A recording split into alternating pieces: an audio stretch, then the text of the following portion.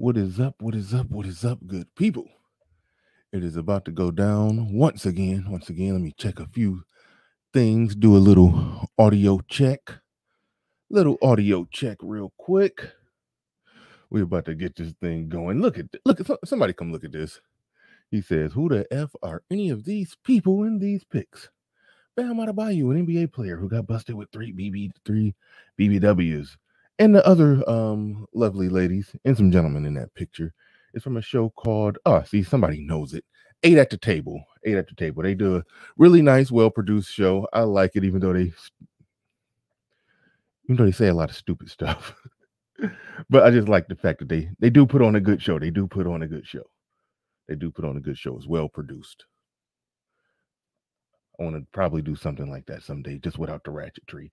But anyway, let's get things going. Come on in. Make sure you hit the like button as you make your way in the building. About to get this thing started. About to get it going. Let's go. Let's get it.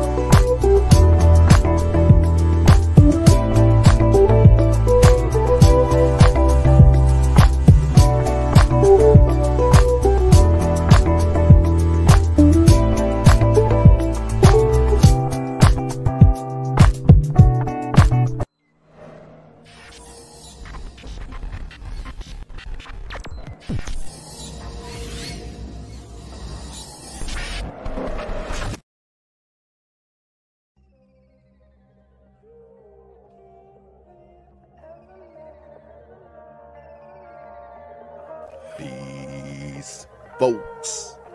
This is X from TPOT Media. Open your mind and wake your black ass up. You know what time it is. Hit that damn like button as you make your way in the door. Grab a seat, settle in, get ready. It's the Grown Man Hour with your host, my man, Bernard Riley.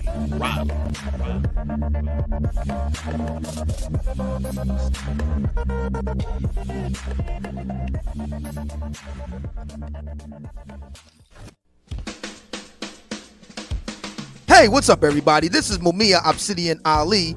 You know who I am. I need no introduction, right? And you're listening to the Grown Man Hour with my man Bernard Riley, heard weekdays right here on YouTube.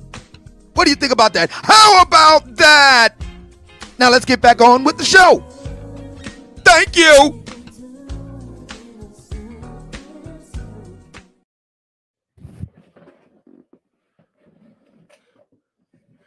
What is going on? What is going on? I forgot to move that little logo, but that will be out the way momentarily as I get set and ready to go. And we are in here. I'd like to thank everybody for coming on in. I'd like to encourage you to hit that like button because that lets people know that you are here. That helps the algorithm send it out to more people, and I'm trying to make sure that I hit the like button my damn self. Trying to make sure I hit the like button myself, and I said I wasn't going to be cussing, but I already messed up. But yes, I hit the like button, and I got the live chat up. I can see what y'all doing. What is going on? He says Bernard looking like the bully from Berenstain Bears with his fist balled up. I don't remember what the bully looked like from Berenstain Bears. I don't.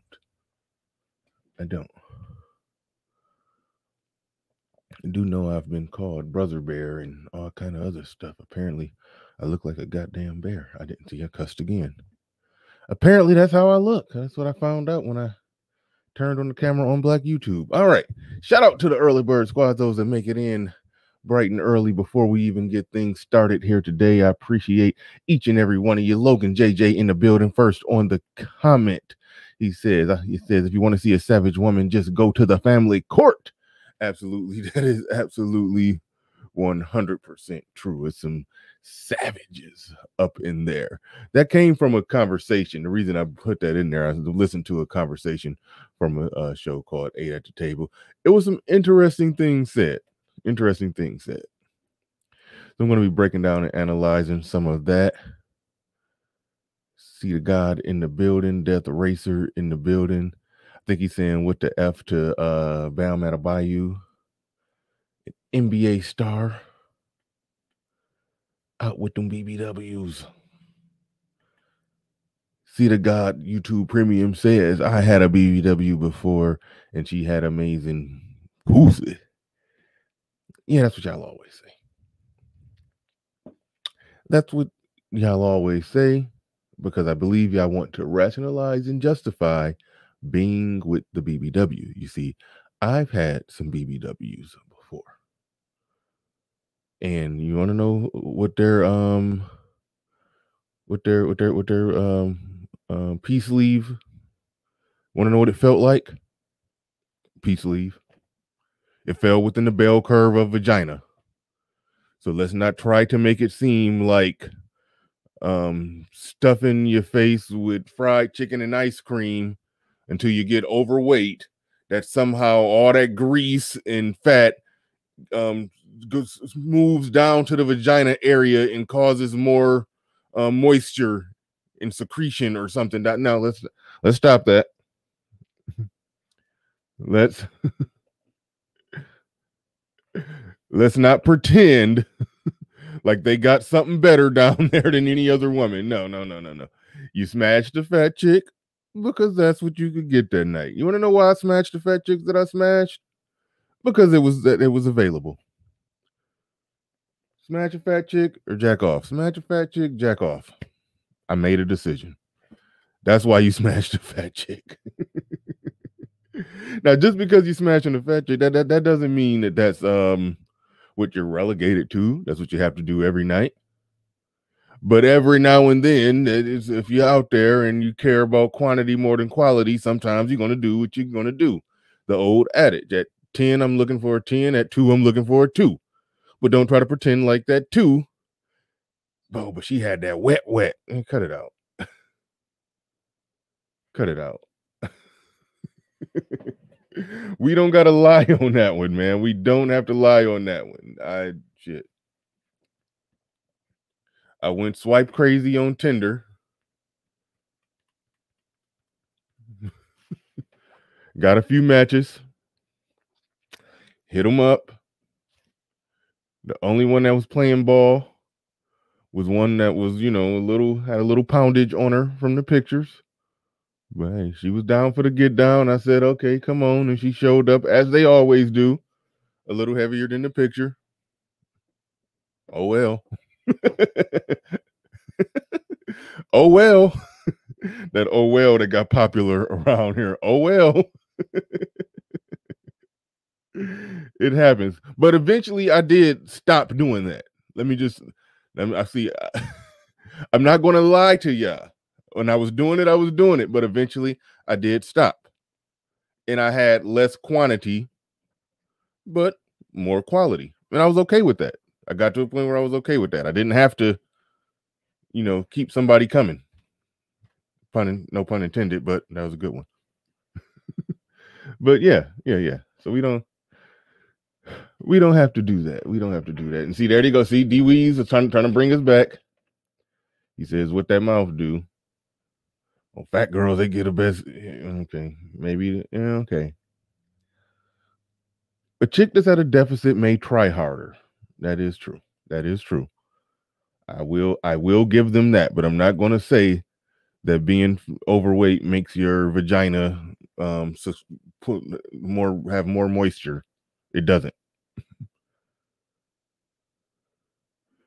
Yeah, thank you for the honesty, Silent. He says we used to call fat chicks streak breakers. Yeah.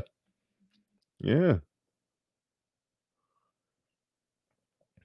If your lane is a 6 or an adjustable 6 or whatever, if that's what you can pull, if that's what you can legitimately pull, don't mean that you can consistently pull that. But if that's where you at, where that's what that's the typically the best you can do. Where you can't do the best you can do every night. that, that that's where them 4s, 3s, and 2s come in. Like let's not pretend. Oh, but she got that wet. Her head game though. Like no. That's what you did. You did what you had to do. Onward, Christian soldier. Like you. So no, we not about the front, man. We not about the front. You did what you had to do.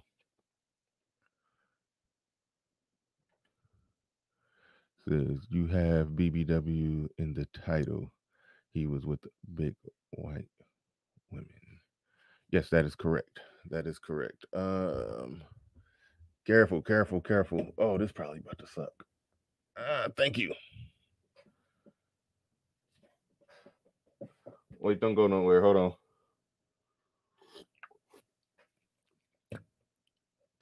All right, cool.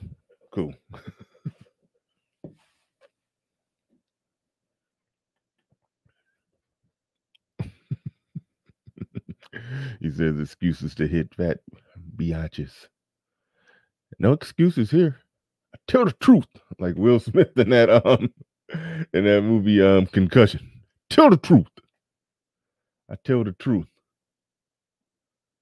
Hey, did what I had to do.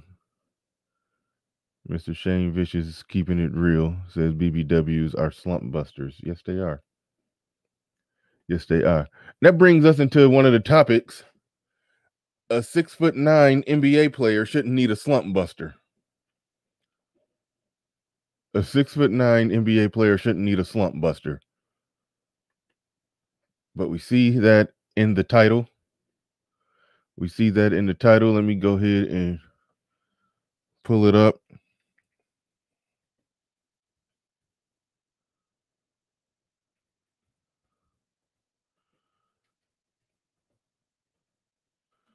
Ow.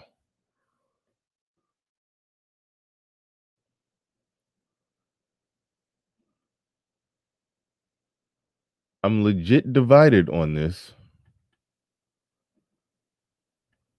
I'm legitimately divided on this, but I'm open to hear what you guys think. This is a discussion.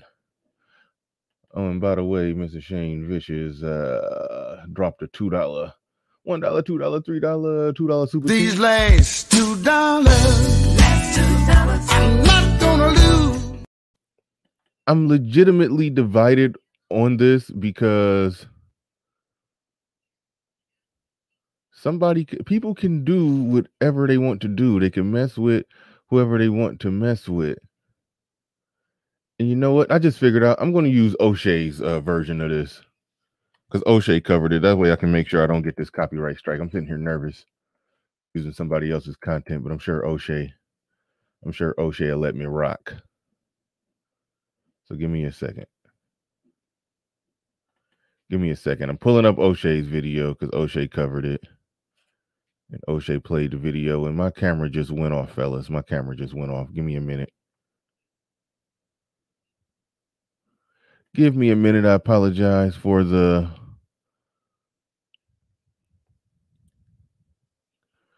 fumbling, stumbling start here.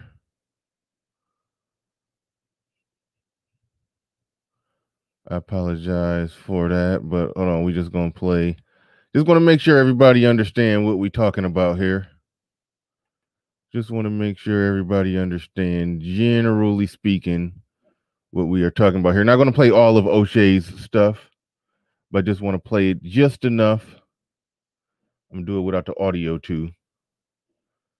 And play it. Well, I'm sure you don't mind, but I'm just saying I'm going to do it without the audio because it's not really what he's saying that I'm covering. I need the visuals. Put it like that. So I'm going to use O'Shea's visuals. So yeah, I can see it right there.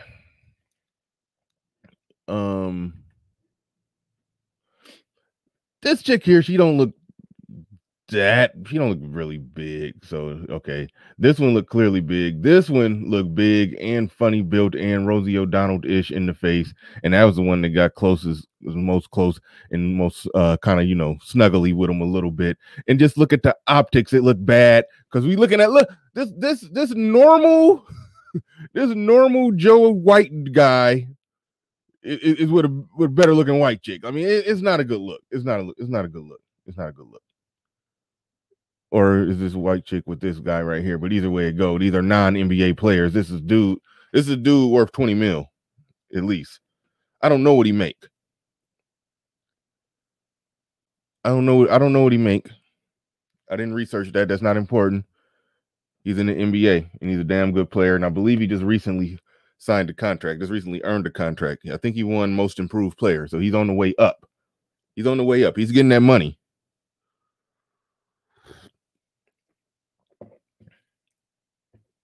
Somebody just asked a question in the chat. Is he really with them girls or are they just there?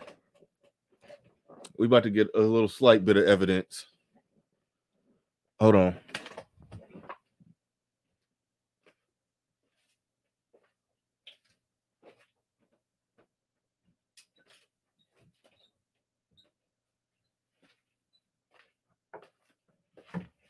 About to get a little slight bit of evidence.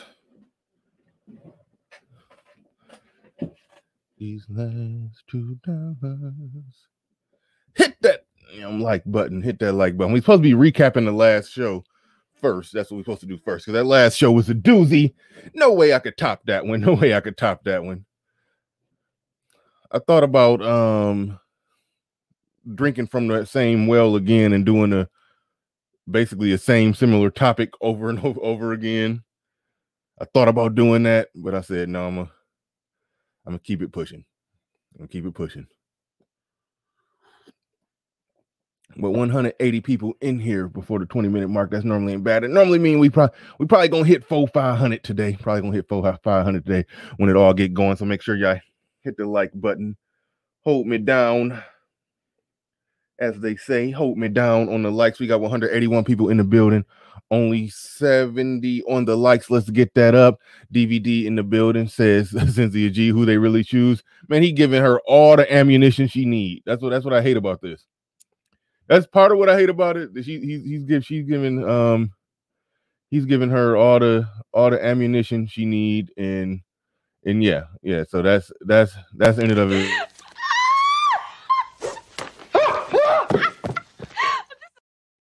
But so yeah, that's part of the problem too. But her aside.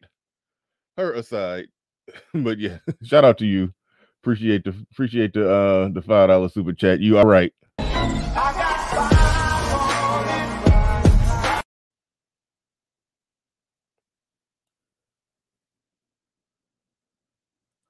Somebody said when you rich, you should only go to tensonspeeddial.com. My camera messing up. Damn, hold on. That's where I do gotta get my shit. Hold on. Give me 1 second, fellas. 1 second, good people. Hold on.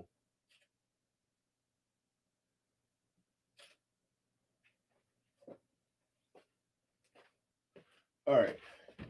Should be good. That thing was flickering and fluttering like crazy back there.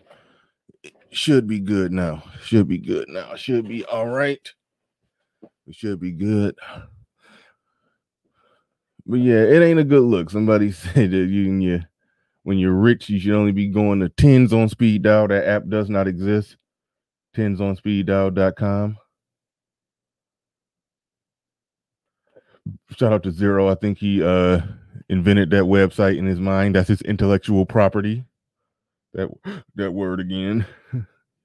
You need to patent it. Somebody gonna make that one day. Tens on speed dial. Tens on demand. Somebody's gonna do that. But anyway, let's roll some of the tape. Hold on. But as you can see, the regular non-NBA players are got a better looking chick with them. This chick over here is just looking all kinds of wrong. a case could be made for this one. You can't see the full body of this one, but you can just see the roundness, the circumference. Yeah, and so it's all bad. It's all bad either way, but it's gonna play. All right, now this is see now. Let's see this is damn, like when she leaned on him, he like rocked to the side. He's when your chick when your girl lean on you, she ain't supposed to move you. Boom! Like it looked like he got an elbow from Blake Griffin when she put that forearm on him. And he thought Karl Malone, he was trying to post up Karl Malone. Like, goddamn. Now, I'm divided on whether or not we should care. Let me say that. Now, as far as whether or not those just some people he was at the game with, or whether or not those are his girls. Those are his girls. They went and they, whether or not that's the case. That's unknown. That's legitimately unknown. And so one could argue that that's legitimately unknown.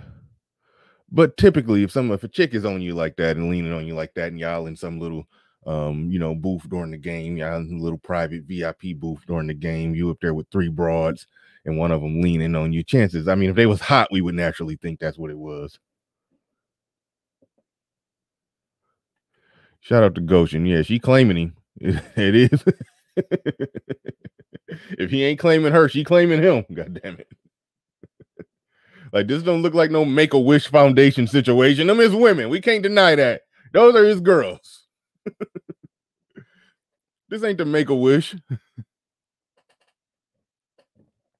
Goshen says, in my opinion, we shouldn't care. I kind of feel like that, but then there's people like for example, Game Changer. There's individuals that have got me thinking. Kevin Samuels one of them too, really, about what that does to the collective image of black men when we walk around in public with that kind of shit. Now look, and I showed my cards. If you just a regular dude and you swipe right on Tinder and that's who you matched with, and that's the only person that night trying to come to do it. I've been there. But when you rich, you don't be at the game with that kind of stuff. So when you talk about the overall image of, somebody made a good point. He is an immigrant. That don't matter. That shouldn't matter.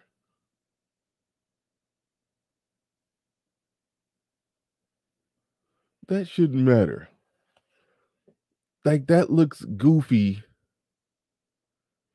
when we could just look at some regular cats. Now, we don't know. Maybe they got money, maybe they don't. But by all means, they look regular. And these 2 dudes right here, one of them blackish, one of them white, they wouldn't be caught out with these chicks.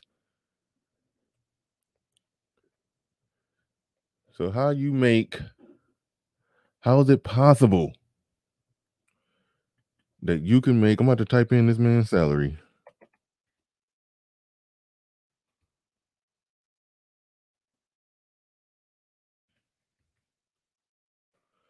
Type in this man's salary. It's public information.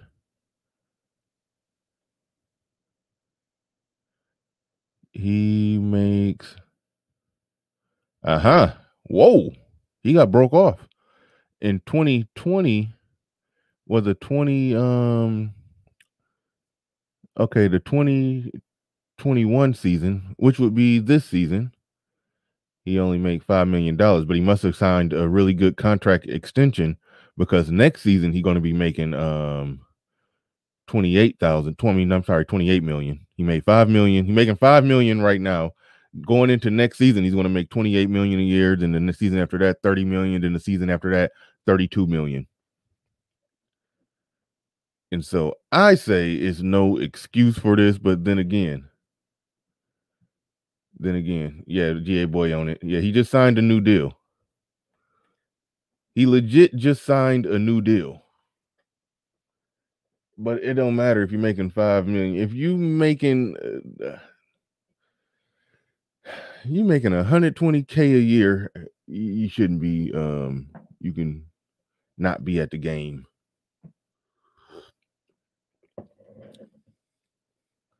not be at the game for that. Yeah, okay, knock off her taxes. I understand. You gotta average the taxes into the equation. Okay, instead of 28 million, you're making about 15 million. So what? It is a collective image thing, the collective image of black men. Then there's the factor of why do we care what another man is doing with his penis? That's his time, his dime, his money, his life, his this, his that. But you just don't see a $28 million celebrity out there with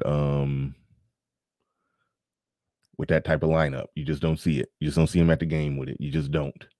You just don't. Now, O'Shea made some good points in his video. He did. He pointed out NBA players who have average wives. Showed a lot of pictures. And I did that too when I did the Drew Holiday. When I did the presentation on Drew Holiday, the NBA player, he's married to a white woman who was a former, I think, soccer player. I forgot her name. Some of y'all know it. She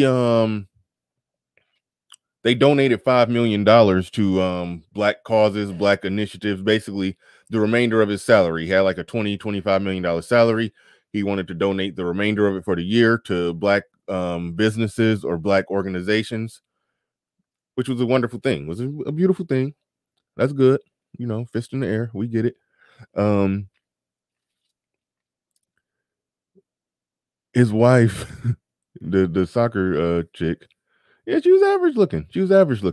But one thing that I did show in that video is the simple fact that, yes, it's a lot of NBA players who are black who are with average looking women. So that's where I say O'Shea made some good points, that there are other things that an average woman can bring to the table that a man with money will find valuable in terms of being with, in terms of marrying.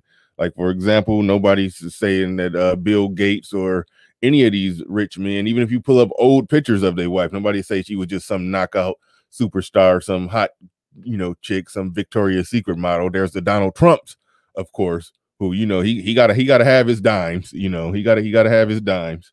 But there is a there to where there are some rich guys who just deal with basic average looking women.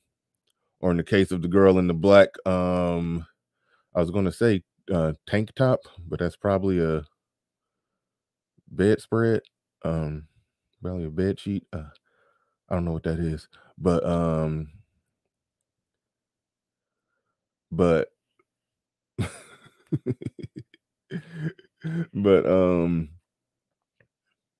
that's not, we can't call that average. But Aegon Stark have a good point here, and this is why I started not to do this. I think the point that you're making here is the reason why I started not to do this. So that's why I said I do want some audience participation on this one, because a part of me feels like I don't care. But I have been thinking about the overall image of black men, and yes, how we look and who we with when we walking around out there. It does say something about us. It does say something about us. It does say something about the group. But then you look at an individual man and what he want and what he like. Yeah, you should the correct response should be like, okay, so what? But let me go ahead and read the super chat. He says, believe it or not, there's just some dudes that like big women, and I like them.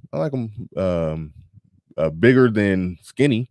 I like them bigger than a size 2 or 4, even though I'm bad with dress sizes.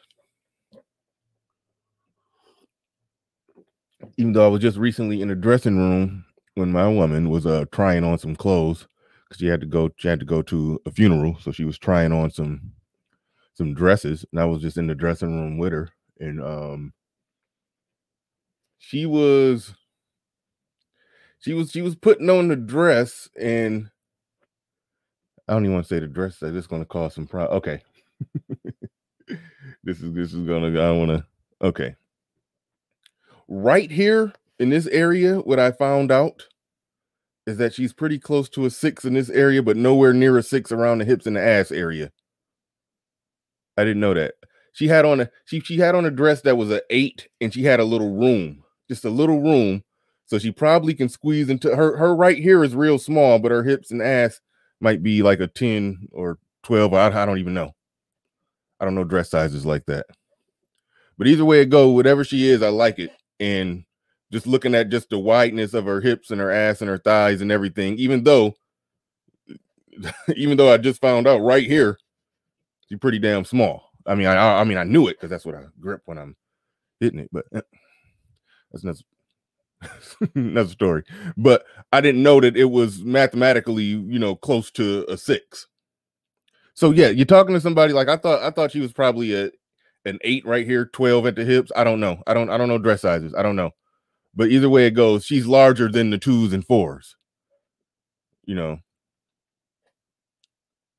She's larger than the 2s and 4s.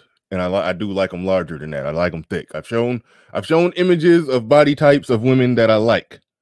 So yes, I do like them bigger. I do like them bigger.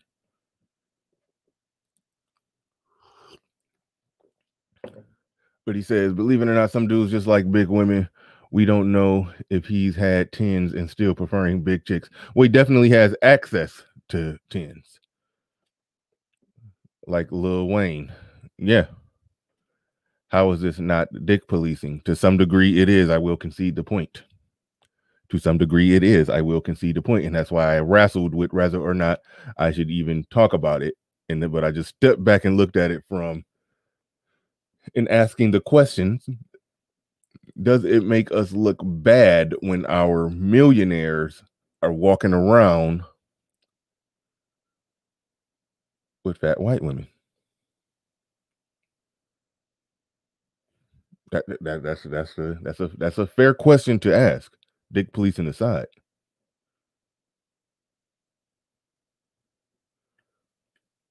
He says if she treats him good and knows her role, does it matter? Okay, now here's another important question. If he was with three fat black chicks, would your response be the same? Hey, if she treating them good and know their role, I mean, what does it matter? Would you say that then?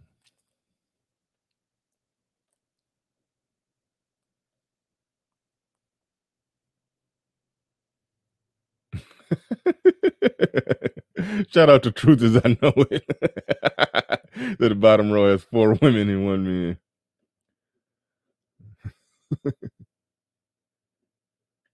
Goshen says, agreed. He may simply have a preference for BBW. I don't fault him. I too like a well-proportioned BBW. Haha. Yeah, a lot of men like that, even though some would argue that.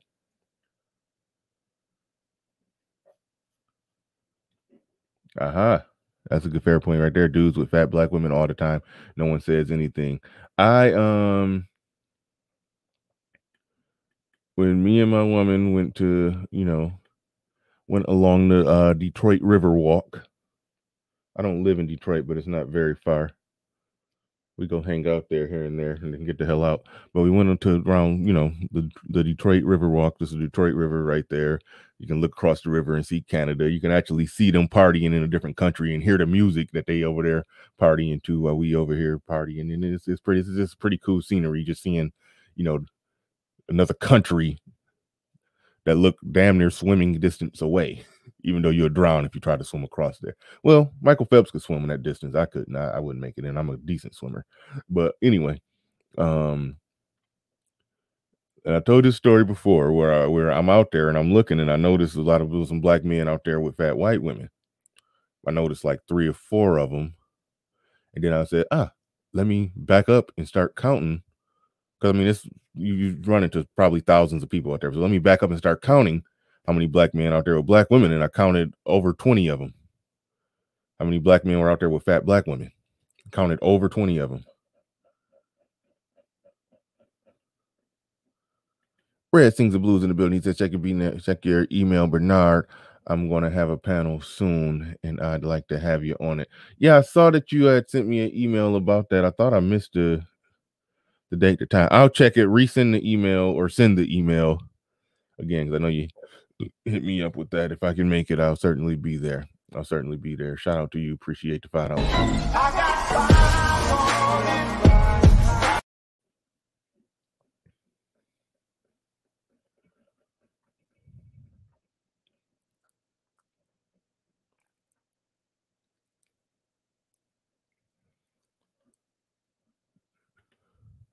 Says Bernard Riley. They were moose hunting. No, they caught their prey. They wasn't moose hunting. Those guys out there that I saw, there was a lot of them out there with the big girls. I like them thick though. I like them thick. You know, you might be pulling up looking like Lizzo. Lizzo was recently online crying about how lonely she is, how lonely she really feels. O'Shea actually did a video where you couldn't see the dude, but Lizzo apparently posted something with blurred out evidence that she was on some beach or island, some secluded island somewhere with a guy. She blurred it out. You couldn't see nothing, but it was just a blurred out image of her in some water. Push it back in the water. That was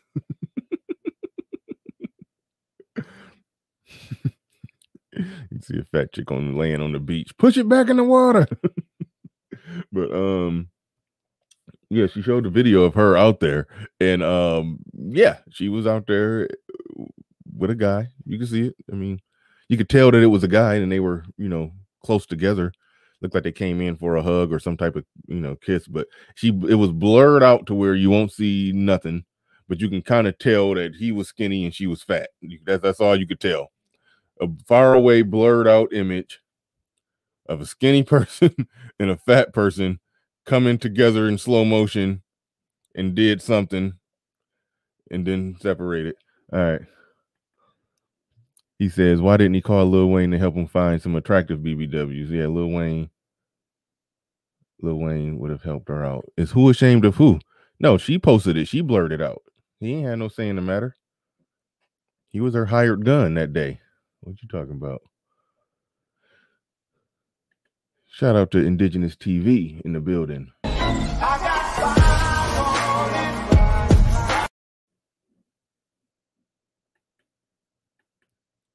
Shout out to Indigenous TV.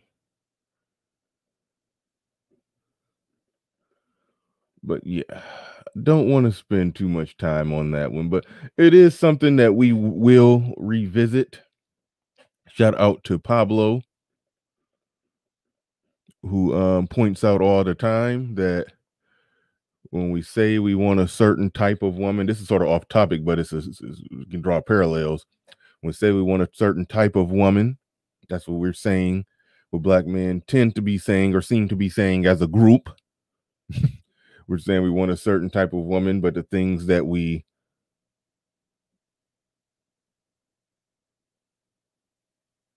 I'm sorry, I'm reading comments. But the things that we click on, that we like, that we share, that is the booty bouncing chicks. The chicks that are shaped. The chicks that are shaped like I like women to be shaped. So but you could be shaped like that and have a good head on your shoulders.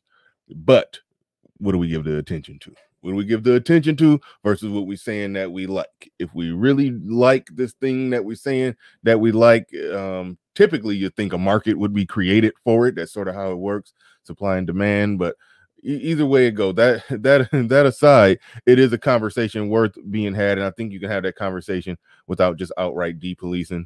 But there is an element of that is the depolicing hovers over the conversation, because part of it is, yes, leave it alone, let people rock who they choose to be with, But when I see millionaires doing stuff that I'm like, I don't want to get caught out with that.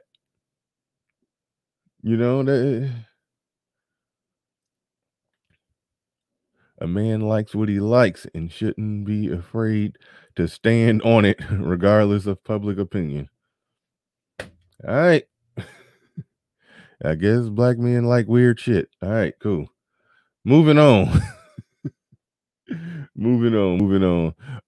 Yesterday's show, that's what I wanted to start out talking about. Yesterday's show was a doozy. I didn't even know what to do today to try to piggyback on it. I didn't want to, just put Kevin Samuels and Tasha K and Tommy Sotomayor in the title and try to do, you don't want to overdo that, even though there's nothing wrong with it if that's what you're covering. But I didn't want to I didn't want to overdo that. Spirit of Justice saying, just let, just let brothers be happy. He didn't look happy. Just like Serena don't look happy in that picture. Should black women just look at Serena and say, y'all skin policing. Just let her be happy. Let her live her truth. No, they should say that, hey, this is making us look bad. We gotta stop. We gotta stop doing this stuff. That's making us look bad as a group. That's lowering our overall collective market value. So that's the factor in the equation.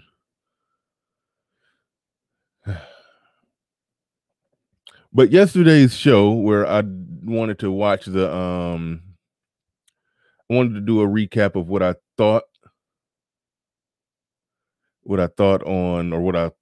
was going to happen, or what I expected to happen in the Tasha K. Kevin Samuels interview, which I did watch. I did watch it. It's available on Tasha K's Patreon, and I had to bite the bullet, and I wanted to see it. So I bit the bullet and became a Patreon.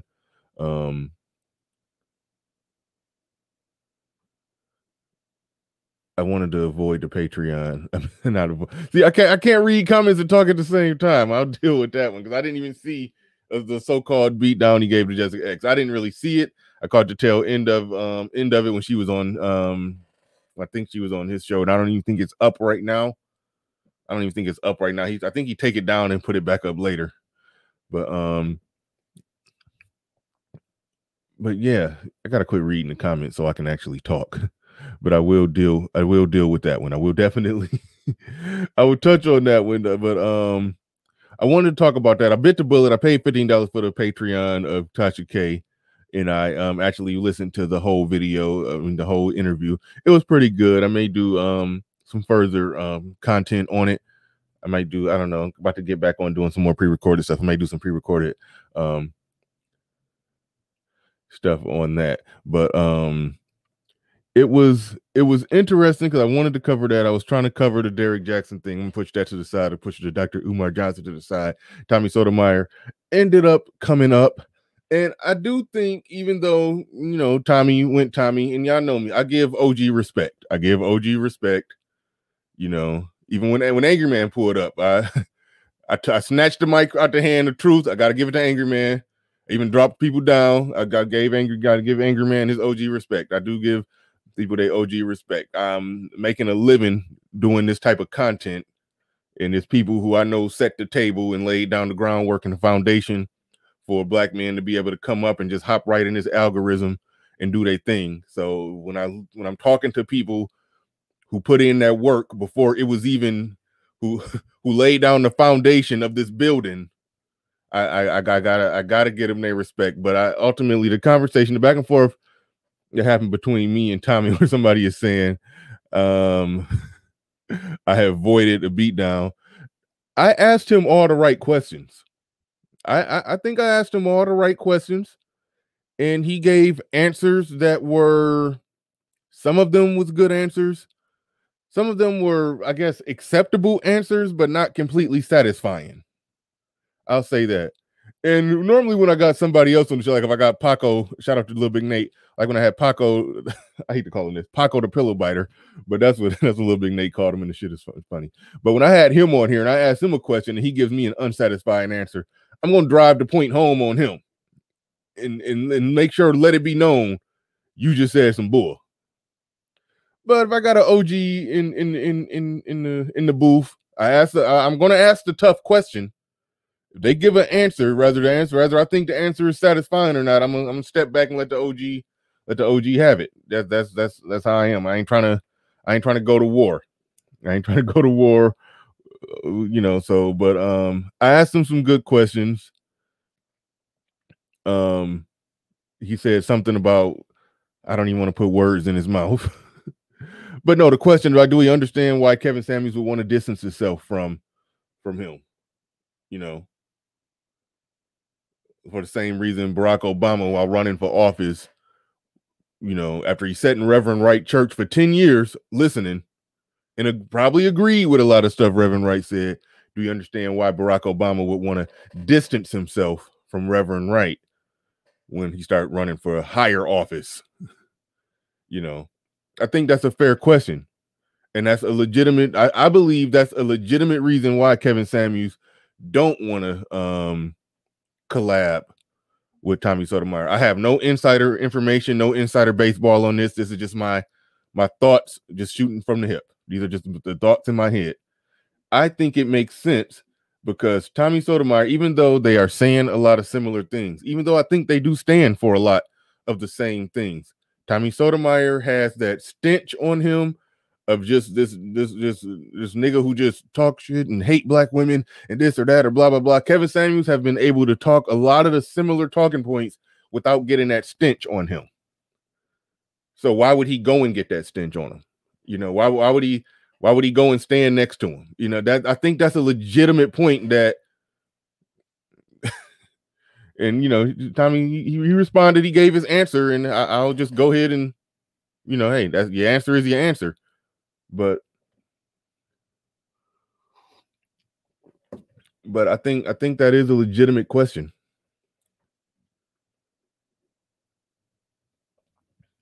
That I think is a legitimate question. And if that's Kevin Samuels' reasoning, I think that's legitimate reasoning.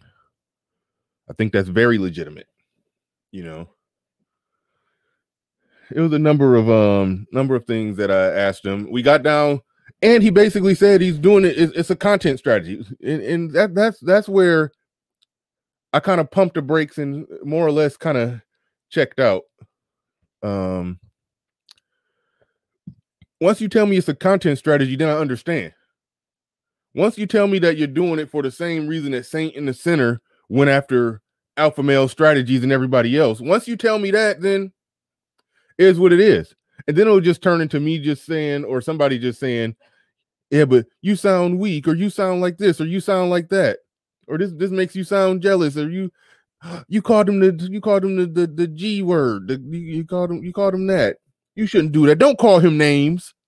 Then it'll just turn into that. And I'm not about to tell another grown man, don't call him bad names. Don't say bad words about him. I'm not about to get into that. Because once you say you're doing it for a content strategy, you couldn't work with him, so you're going to fight against him. Kevin Samuels wouldn't work with him, so he decided he's going to fight against him. And he's going to get views off of it. And he said it himself. When Kevin Samuels start rise, he's going to throw lasso, the cowboy trying to, he gonna attach his rope to Kevin Samuels' star and gonna rise up some with it. Once he say that, and once he says it's a content strategy, then at that point it's nothing to really talk about, debate about, or argue about. At that point, it's a content strategy, and I understand the content strategy. I make videos responding to Derek Jackson. It's a content strategy, and I genuinely disagree with Derek Jackson. That's one thing I criticize the Saint in the Center for, is that he's going after people that he really don't got that. He probably got 5% disagreement with. And you can say the same thing about Tommy Sotomayor. He probably only got about 5, maybe 10% disagreement with Kevin Samuels. But there's Tommy's the originator and the innovator, and Kevin Samuels is taking his stuff to a new height. So he got that. That's his reasoning. That's his logic. And so once he break down, that's my reasoning, that's my logic, and it's a content strategy. I'm also doing it for views. Then it's nothing left to say there. It's nothing left to talk about. And so that's why, to some degree, I think it can more or less be left alone. It can more or less be left alone.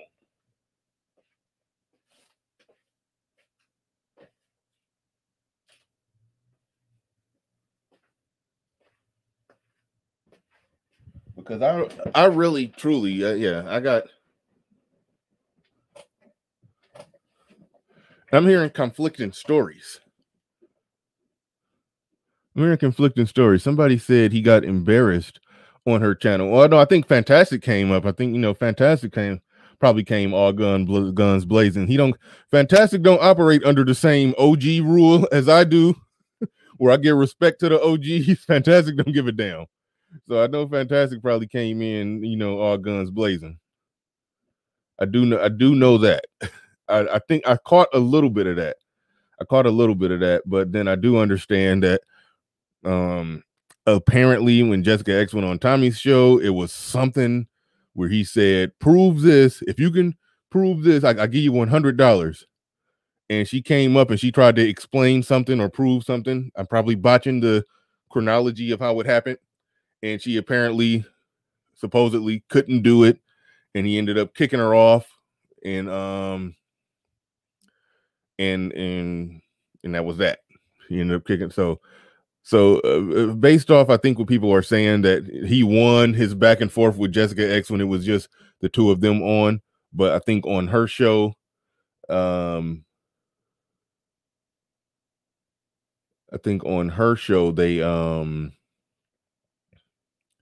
they kind of hold on. The caller before Fantastic was doing work. You talk. See, I missed a lot of stuff. I don't know, because if you're just talking about what happened on Tommy's show, I didn't know Fantastic called into Tommy's show. I know on Jessica's show, Fantastic was on there going in. So I think they probably, the collective group of people, because a lot of Tommy fans were saying, Jessica, you should only talk to him one-on-one. You shouldn't have had a whole group coming at him. So I think the collective group may have hopped on Tommy and got the better of him on Jessica's show, and then he may have got the better of Jessica in a one-on-one on his show. I don't know. It was something like that. But just as far as my show, it was a semi-productive conversation.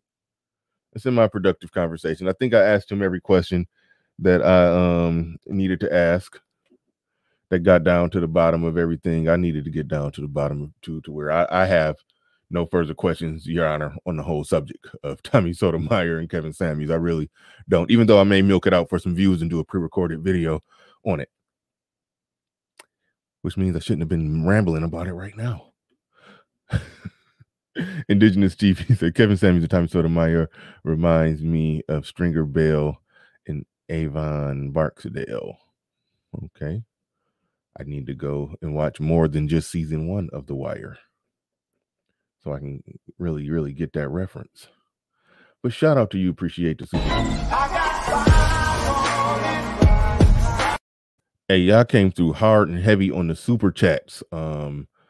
On my last show, man, I don't like to say out loud how much money I make, but man, y'all showed a lot of love. And when I had Tommy up, Angry Man up, I didn't want to interrupt the flow of the conversation. I clicked on your super chats. I didn't read them, but please understand that I appreciate each and every one of you. There's a certain individual who sent me a sizable cash app and requested that I don't shout it out. And I shouted it out anyway by having it scroll across the bottom of the screen. I apologize for that. I'm going to start reading what the Cash App message says. So I apologize for that. But it was an excellent show. I hit 1K views. Well, it got up to like 16K. But what I was more proud of is just sitting here by myself without anybody, without a big name on. Just me talking, it was at 1K views. Once I got up to 1K views, I don't know how far it would have went, but I was like, all right, I hit 1K views, and I invited Obsidian up. I was like, I like to share the success, so I invited Obsidian up to me and Obsidian. It was up to roughly 12K with just me and Obsidian up here. And then Tommy came up and it went to 16. So I can brag and take some credit that even without Tommy here, it was already a record-breaking classic stream in terms of the numbers. That just made it all the more classic when we got Obsidian, Tommy, and Angry Man on there. That just made it just instant classic right there. But shout out to Chief Rocco and classic if you didn't watch it. Yeah, drinks are gonna be on me when the super chat money hit. Mr. Shane Vicious, yeah, lucky. I got a bad memory, Mr. Shane Vicious. I forgot what you did to lose your wrench. I know you said something when I was okay. Yes, this is an important thing I want to talk about. I'm glad. Well, you helped me segue into something I want to talk about, Shane Vicious. I'll give you your little wrench back. He was trying to come at the man. This is what he's trying to do. And I don't like it. I wasn't sure if he was trying to do it completely, because when he tried, I called him on it. I don't want to say it like that, like I called him, like I checked that. Like, no, I ain't checking. I ain't checking. But I did. I acknowledged the problem. Put it like this: I ain't trying to make. I'm not that dude to where I make it like I'm gonna talk shit about somebody after they ain't here. That's why I'm trying to make sure I'm very judicious in what I'm saying here, because I don't want to create that image that he ain't here now I'm talking shit about him. So I'm trying to be very careful. He kept saying stuff that people are doing. He starts. Hold on, wait. Tommy said he didn't encourage dating out. So I asked him how his Russian ex was doing. He got pissed. Okay, that was the thing. Yeah. So yeah. Okay, that looked petty as hell. I didn't know that was connected to him saying that he doesn't endorse dating out. But you just coming out the blue saying how your Russian ex-wife doing. That's petty shit. And the reason that I had to take your wrench is because I was telling him, your trolls, that's not us. Because it seems like he's been trying to connect his trolls who use Kevin Samuels, and I brought this up to him, use Kevin Samuels' fame, status, and success as like a stick to hit him with. And he's saying that look at Kevin Samuels fan. Why are these high value men so obsessed with doing this? And then, that's what I said. Well, why are you calling them high value men? Why you got to make a separation between Kevin Samuels fans and your trolls who's using Kevin Samuels as a weapon to hit you with. Well, he's looking at his trolls using Kevin Samuels as a weapon. And he's saying that, Kevin Samuels came from the manosphere. Therefore, these guys who are hitting me with the Kevin Samuels stick are manosphere guys. So then he starts saying, y'all this, y'all that, y'all, and was talking about the manosphere. I'm like, whoa, hold on. That's not us. We don't fuck with them. We not with them niggas who's doing that stuff. And then Mr. Shane Vicious came with some, what about your Russian wife? And prove me wrong. Like, that's why, like, don't say no bull to prove me. Don't, after I just make a good point on our behalf, don't do some stupid shit to make it seem like he's right in what he's saying about us. Where all those people that's flying drones over his house and harassing his mama, that's not the manosphere. That's not us. But now those people that do all that BS to him, they like Kevin Samuels, nigga, Kevin Samuels. And then now, and because we rock with Kevin Samuels over here, now that's getting associated with us. I wanted to make that clear that ain't us. We ain't with that BS. But I think he's potentially trying to brand us with that. Potentially. I don't know for sure. Don't know for sure, but that's what it looked like.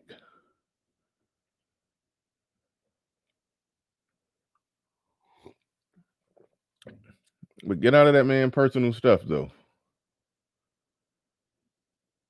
Calm down, R Fox. I just gave him his wrench back. That wasn't the first time Mr. Shane Vicious lost his wrench. He always say some crazy stuff to lose his wrench. I give it back to him because he support the show. But yeah, he...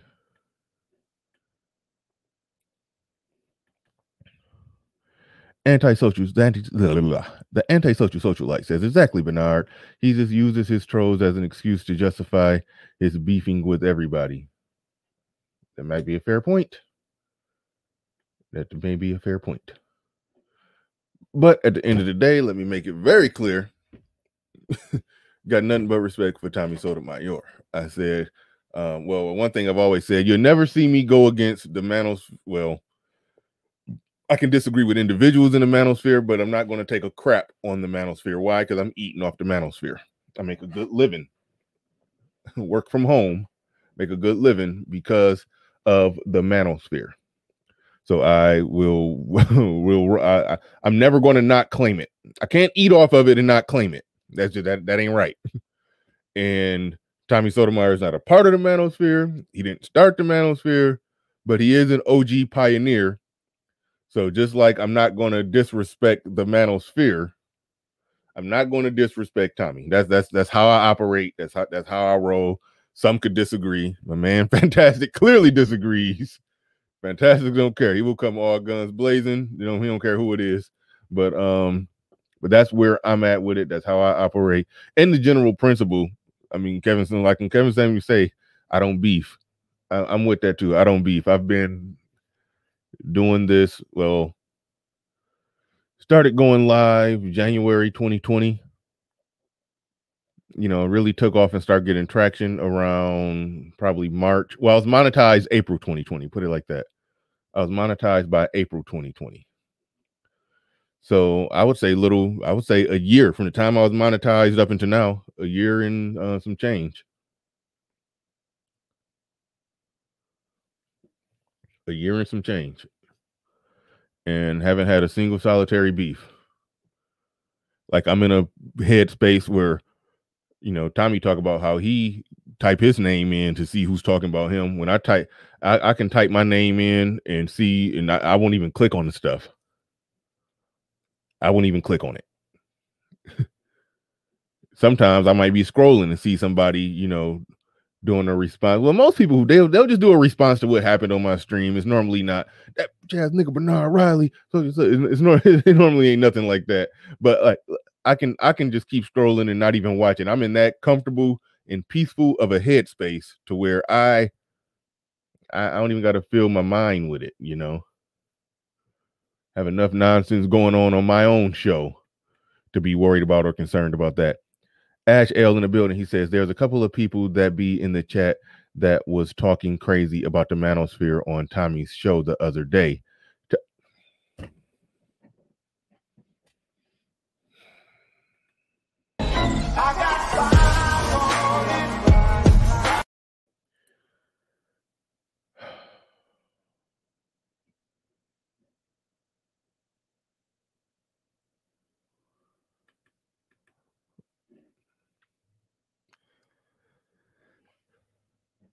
He called in. And I heard the conversation.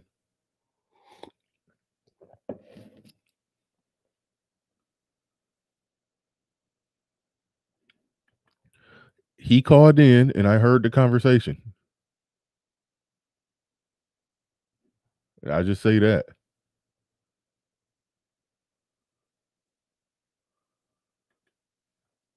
Game Changer did do a fire show on that.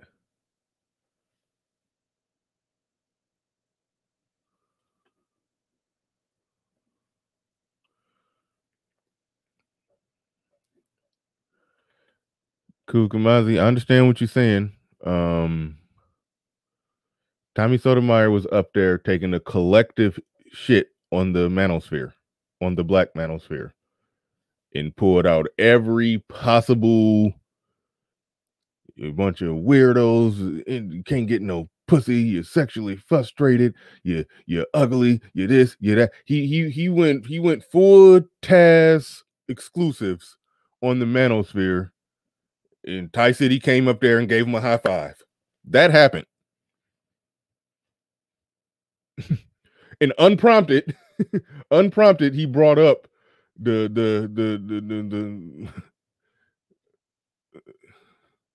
something about the sex doll dude, and they saying it looked like it's the sex doll is not. He charged up the manosphere on the manosphere sexuality. So I don't know. I ain't even unprompted. That wasn't even the subject.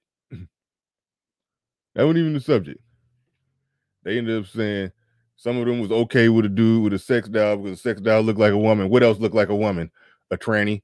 Okay, if a tranny looked like a woman, then you might as well be with a tranny. Something wrong with them niggas. Them niggas weirdos. They unprompted. That was where the conversation went. Unprompted. Tommy ain't asking him about that. Like that happened. That happened. I rock with Ty City. But that happened. I'm not gonna deny that happened. Tommy was taking a large scale collective shit on the manosphere, and Ty City went up there, gave him a high five, and threw more gasoline on the fire. Yeah.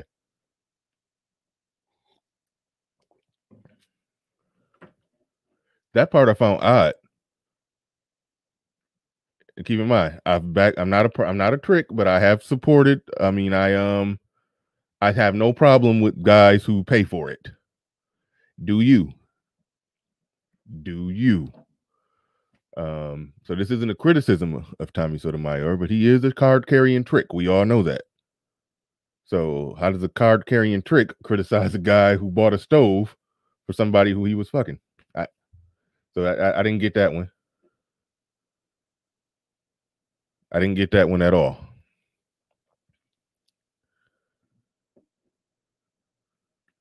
Yeah, but Tommy was saying the manosphere.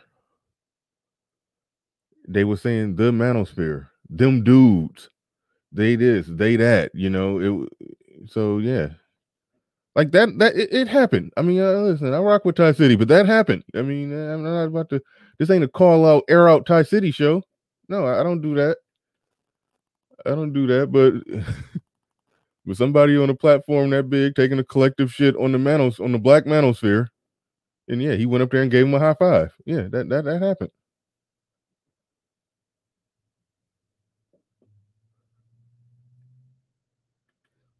Right on, Kadash. Shaya, he says, I'm cool with tricking. Get it how you get it as long as it's consensual. I am with that 100%. 100%. All right, that's enough recap of the last show because y'all done walked me into some fires that's got to potentially get started. He says, BR, you know I've been a day one. Tommy had some good points, but was flat out disrespectful towards you. Oh, yeah. That part too. That part too needed to be checked by you. Respect over ratings. Yeah. No, I agree with you on that. I was mulling over that in my head. He wasn't blatantly disrespectful to me. He was passive aggressively disrespectful to me. Yeah. Like he came on my show. I mean, you clicked my video, you know my name, but he was refusing to say my name. He was referring to me on my show as the other guy. So yeah, that was passive aggressive disrespect. It wasn't blatant disrespect, but it was passive aggressive disrespect, no doubt. So I was debating on how much of that, whether or not I should just blow up the show. And like, nigga, say my name, motherfucker. You know who I am. I was debating on whether or not that I should go that route or just let it ride. I decided to let it ride. I don't, whatever. But no, that is a fair point. Won't deny that. That you do raise a fair point. He was passive aggressively disrespectful.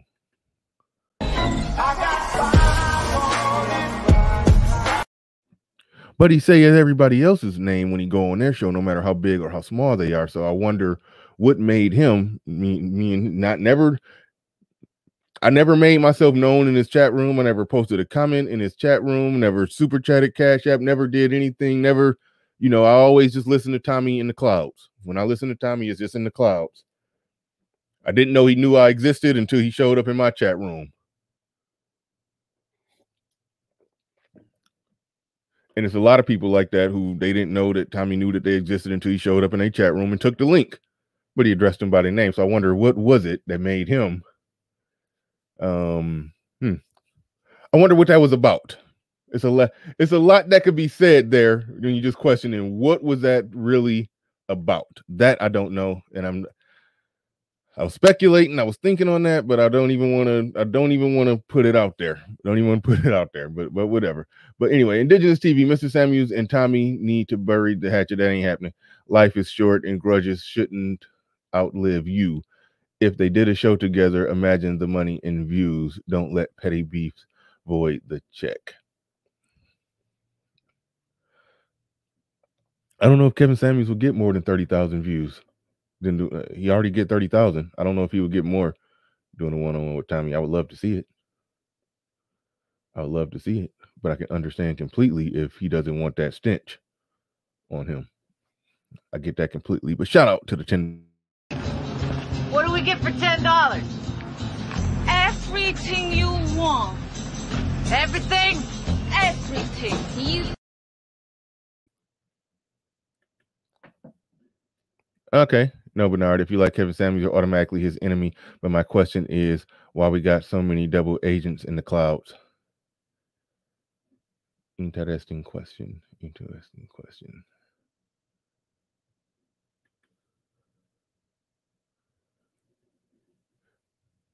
You blowing up on YouTube, BR, that's the reason for the disrespect toward you. He grouped you with the manosphere and disrespected all of y'all collectively. He didn't feel none of your names were important enough to mention. Okay. That's part of the reason why I didn't say nothing. Because what if he would have said that? And then I would have said, I was important enough for you to take the link, motherfucker. And then that's what the whole show would have been about. Just a back and forth shit show. I don't want to do that. I don't want to do that. So I let the passive aggressive disrespect ride.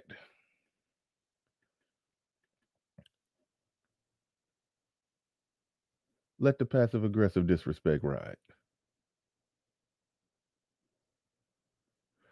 But anyway, I was trying to move on.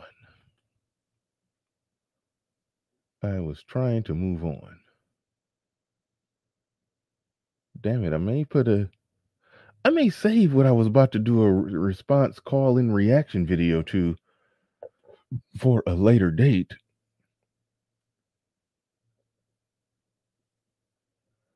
I may save that for a later date because we sitting here at the 1 hour and 12-minute mark. I normally open it up at the 1 hour and 12-minute mark, and we got a few good conversations going on here. So, You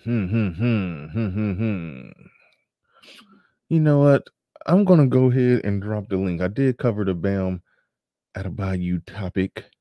I did recap the last show. Normally, when I put 3 topics in the title, I normally don't get to one of them.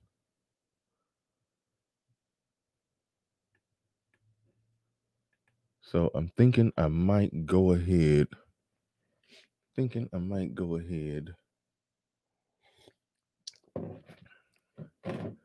And drop this up and drop this link. Thank you, Leo Lion. I try to handle everything professionally. I really do.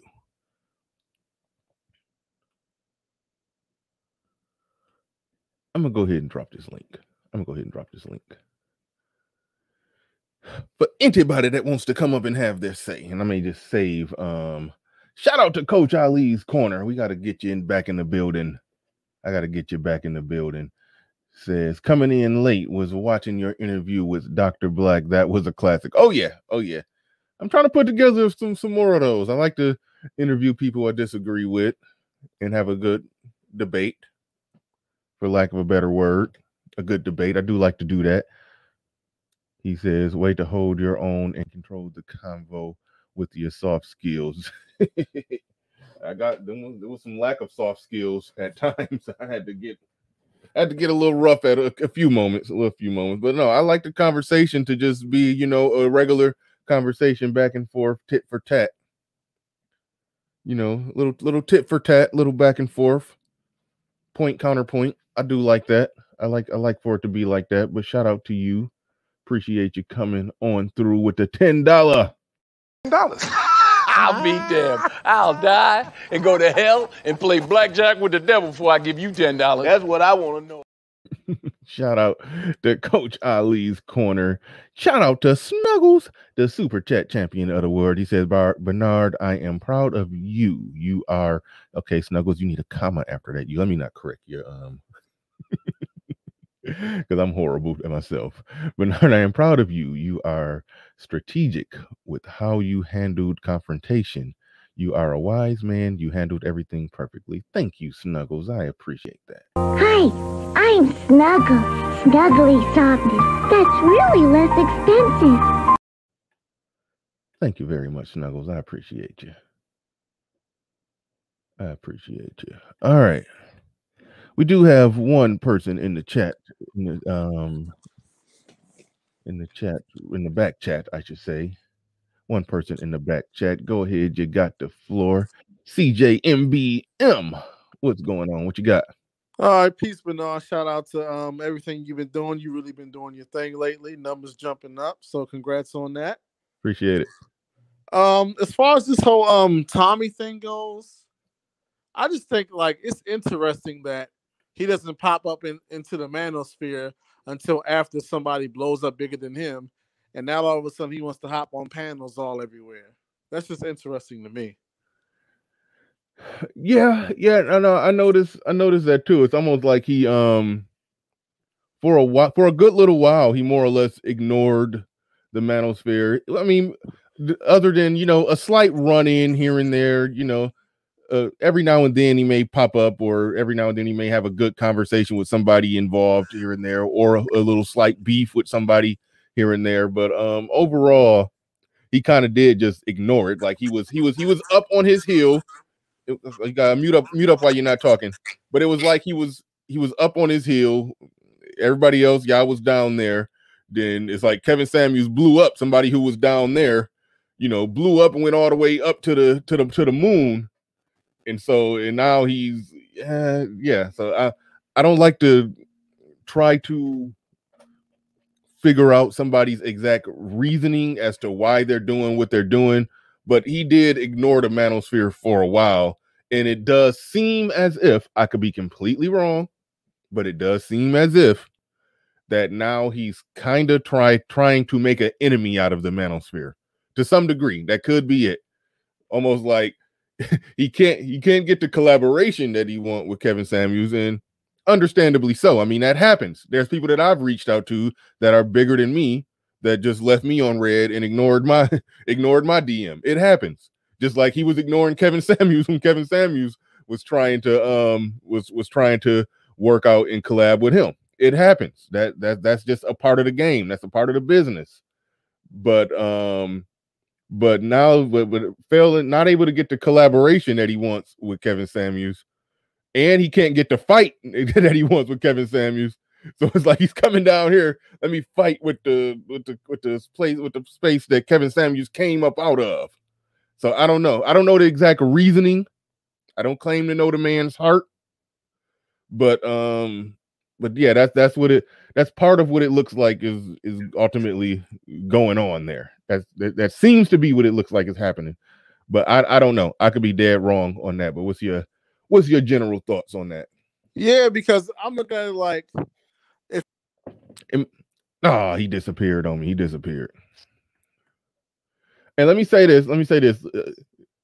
Anybody? Oh, I see you down there, Kadash Shay. Yeah, I'm gonna get you up in a second. And people, look, if we recapping Monday's show, if we're talking about that, by all means, you can give your analysis of what's going on with Tommy Sotomayor in the manosphere, Tommy Sotomayor and Kevin Samuels. You can give your analysis. We ain't here to be disrespectful and completely. We ain't here to just take a crap on the guy. Like I said, I give pioneer OG respect to people, even if it's some passive aggressive disrespect that's coming my way.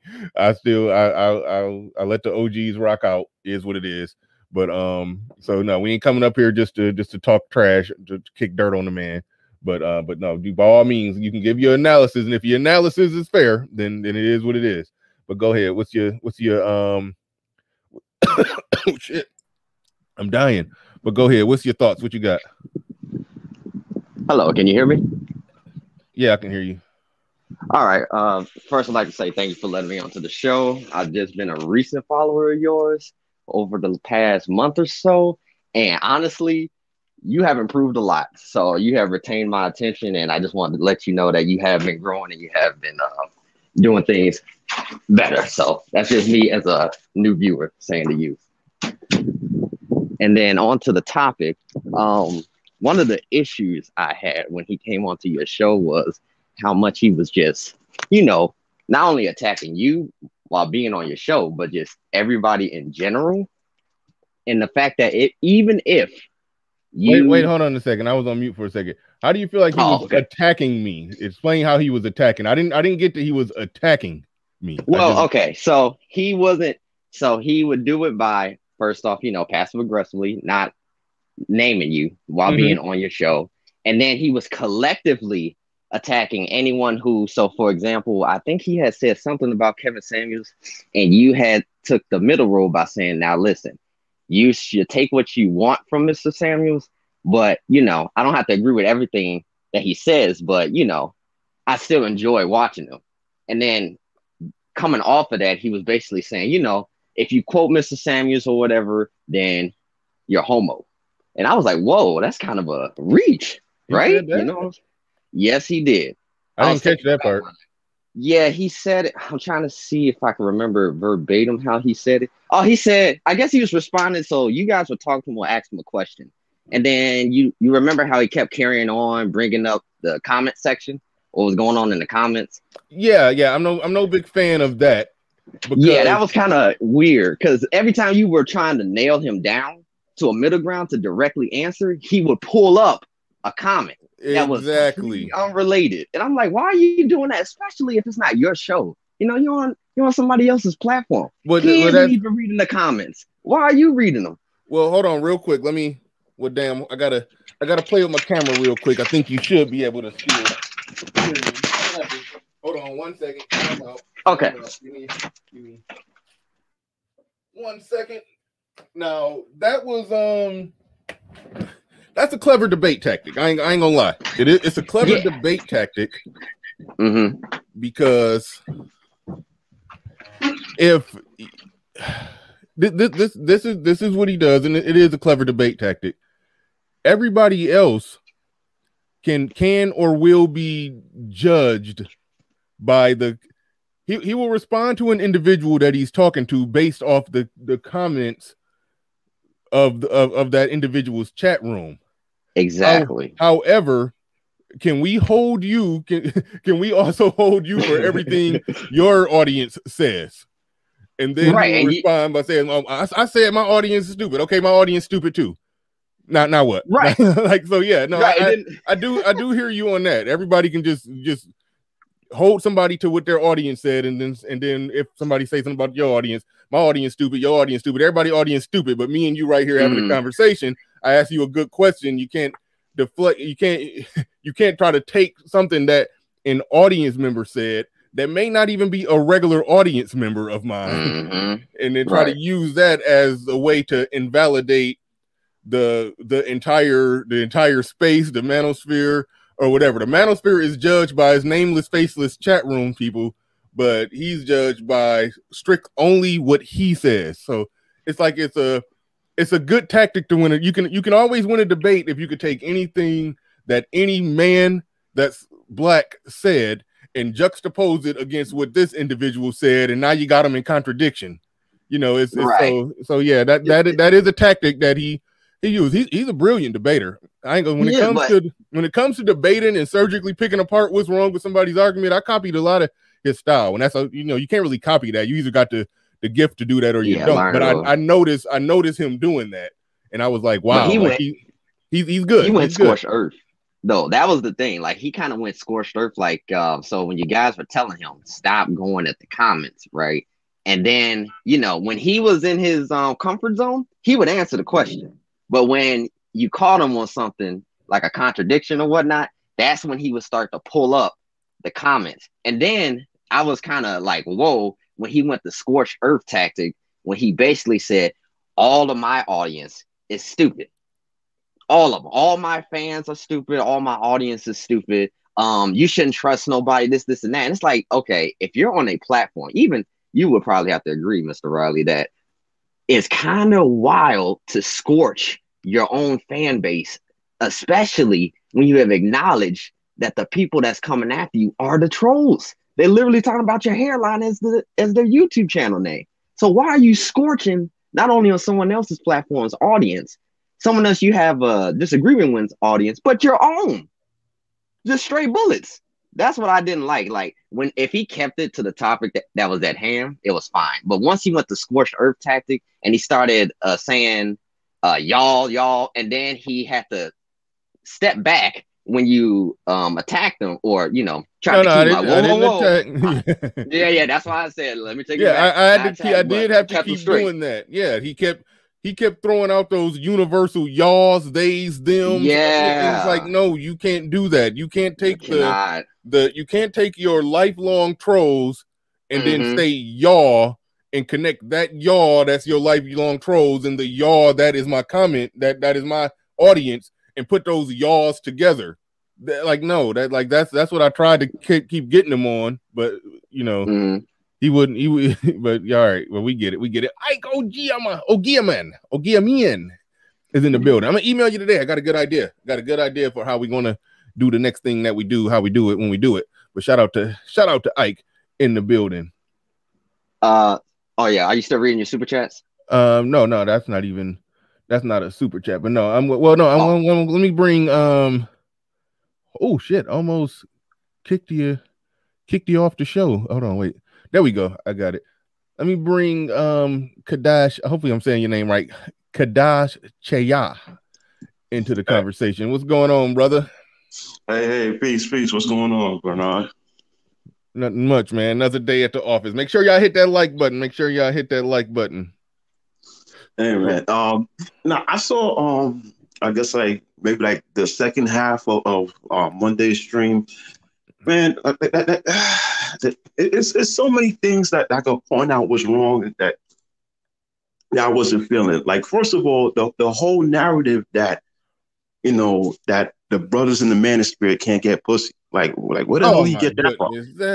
Listen, okay, I did respond to that because he brought up that it's a lot of people who I forgot exactly how he worded it, but long story short, there's people who don't really got nothing to say. They're just mad and bitching and complaining because they can't get the pussy. And I did acknowledge the point that in the manosphere, there are lots of people who have really good critiques of not just Black women, but Black America or the whole just breaking down the varying social dynamics of Black men and Black women.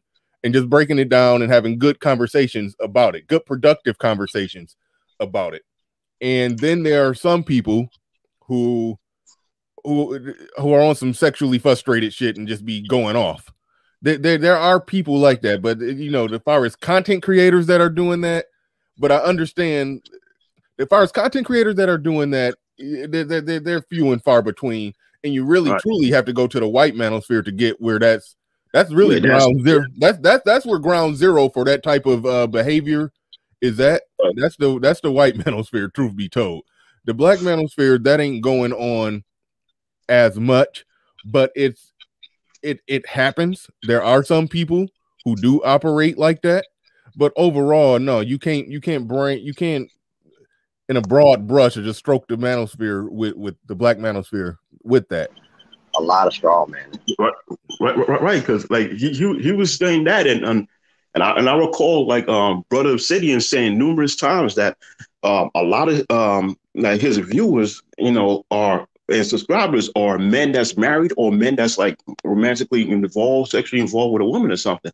And so it's like, this whole thing that we all frustrated and we can't get pussy, and then the whole thing was we all waiting for Kevin Samuels to check women. I'm like, dude, if anything, someone can usually say that people was waiting on you to check the hair hat, when she wearing weave and she out causing ruckus and shit. I said that to him. I said that to him too when he said basically, y'all just gathered. Y'all want to just see him beat up on a woman, even though I don't think he exactly beats up on women, but y'all just want to see him beat up on a woman. So y'all like the losers who just want to say, yeah, get her. Like y'all just celebrating hearing another man fucking a bitch. And then I said basically, okay, don't your audience root and cheer when you beat up on women harder than Kevin Samuels? Aren't they? Right, exactly. Aren't they doing the equivalent of just watching another man fuck a bitch? I asked him that. And then, again, that was one of those times when I asked him a good question and he gave an answer. And it was not exactly a satisfying answer, but like I said, if I give OG respect, I ask you, I'm going to ask the tough question. You give an answer. That's your answer. That's your final answer. All right, cool. We can move on. That's more or less what happened. I wasn't going to I wasn't gonna do him like I do Paco. If I ask him a tough question, he give a bullshit answer, and I'm like, no, we ain't moving on. We staying right here until you admit that you ain't making no damn sense. That was more or less what was happening. If I bring on somebody like that, who I think is just an enemy to the cause, then no, I'm gonna make you answer the question. But I mean, he gave an answer.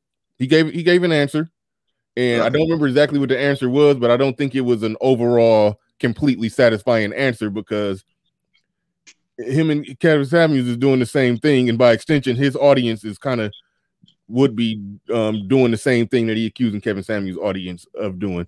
Even if the majority of his audience isn't doing it, there's a percentage of them that are doing that, and then it's the factor of looking at the percentage of people in Kevin Samuels' audience, because he mentioned that one guy that said y'all get a break tonight, but I'm Kevin, you know, because Kevin Samuels took a night off, so it's like y'all get a break tonight, but hopefully he'll be back on y'all head on Wednesday or something like that. Yeah, that's petty. That's petty. That's somebody who's not having a conversation in good faith. I mean, who's not watching the conversation in good faith. And those bad actors are going to be everywhere. I see them in everybody's chat room. Right. Exactly. And just two final quick points. One of my biggest gripe. Hey, Boogie, be cool with all that, man. Be cool. Y'all chill in the chat, because I ain't up here to just be disrespectful. We can give analysis. We can give post game analysis. You know, we can do that. We can give post game analysis, but be cool, y'all. That ain't. I don't approve that message. I don't know. Him and Paco are clearly different for obvious reasons. All right. Come on. All right. For me, like one of them is a card carrying feminist. One of them is a men's rights activist in many ways. So they're two different people. So come on. All right, let's go. No. One of my biggest gripes with Tommy with the whole Monday stream was that he was trying to kind of insinuating that some of his trolls and his doxers was from over here. You know what I'm saying? That was bullshit. That was bullshit. Yeah, it was bullshit. Cause I'm like I've been watching Tommy for years, and I'm like, dude, like every time they would dox him or bring up his daughter and stuff like that, I would get twisted. You know what I'm saying? I'm like, yo, like why are they doing that? You understand what I'm saying? So for him insinuating that, you know, if you have a disagreement with him or you disagree with one of his talking points, that automatically that you're one of the trolls that bring up his address and stuff like that. Come on, that's out of pocket. You know what I'm saying? Yeah. That, that's disingenuous. Yeah.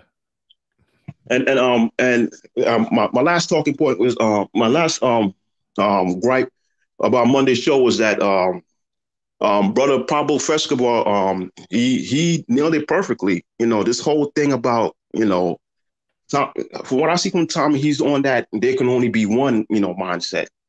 You understand what I'm saying? Like listen, there's enough money out here for everybody to eat. You know what I'm saying? The whole, you know, if I'm not at the top of the mountain, then, you know, fuck it. I'm gonna destroy the whole village. Like, you know what I'm saying? That's the mentality that I see from Tommy recently. And brothers on Game Changers. Hold on, let me pump the brakes real quick. Hold on, real quick. Parnell, you're saying even Bernard admitted on a stream that Tommy has haters that follow him. No, Tommy's haters don't follow me. Tommy's haters have popped up in my chat room with the name Tommy Hairline, and they got hidden immediately. That's what happened. This ain't no rest haven for Tommy Sotomayor haters. They just popped up with the name Tommy Hairline, Tommy's daughter, Tommy's this, Tommy's that, and they get hid on site. You know, so that they don't follow me. This ain't a rest haven for him, and that's what he was trying to make it seem as if the manosphere is just a rest haven of his haters. Like, no, that's not what's going on. Oh, real quick, since we got a little slight break in the action, hopefully you hold your thought. Sick lid in the building. He says the Brits are winning. Jessica X and antisocial socialite can defeat Tommy in any debate.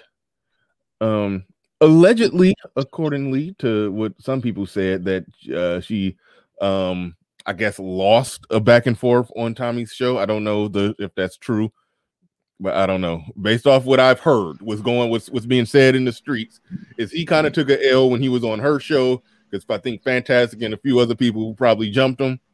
But then I think when he got Jessica X one-on-one, per the story, is that she took a L. But I don't know if that's true. That's what I'm hearing. I don't know. It was wishy-washy. It was, yeah. I mean, yeah.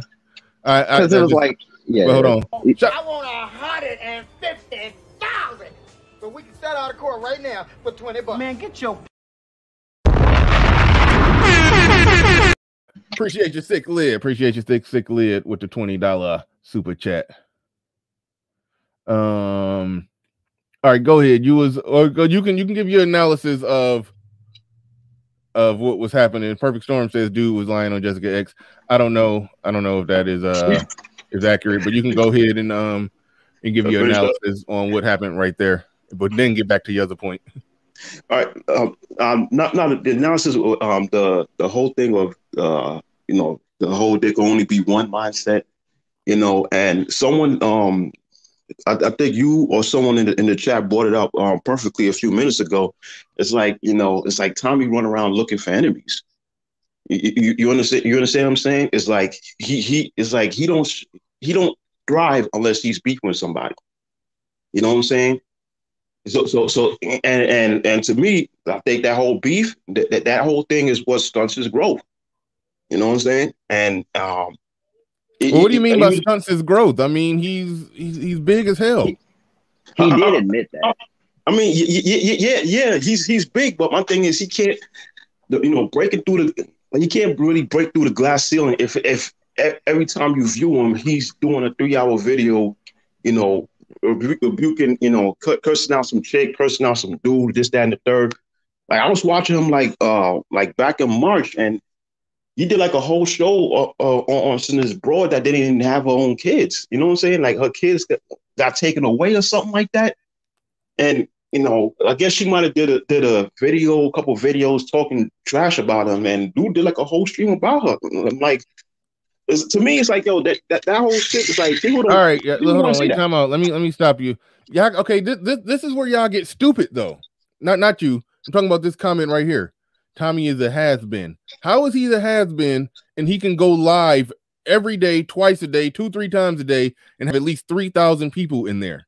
How is he a has-been if he's essentially a YouTube millionaire? How is he a has-been if I think he's might be making $1 million on OnlyFans. He made $1 million talking shit about black women. Now he's making another $1 million fucking them.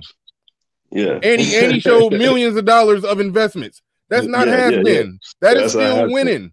Like that. Right. That's where that's what some people do. People who I don't know just pop up and say some stupid shit and give him the ammunition to say, look, y'all are saying this. Y'all are like, no, we not saying that. But every now and then a motherfucker come up out of nowhere with some stupid shit, but that's not reflective of, cut that shit out. You're going to make a good argument. You're going to make an argument, make a good argument. Think about what you're saying before you're saying it. I mean, not for nothing. Damn. That's the first time me seeing that Greg O person. Like, I mean, I'm bad with names. There's people I know in real life. I forget their names, so I don't know if I've seen him before either. But if you ain't never seen him, then I trust that he's just I take your word. He just some new nigga that came through here and said some stupid shit. Right. And now we about to get branded with that. That's us.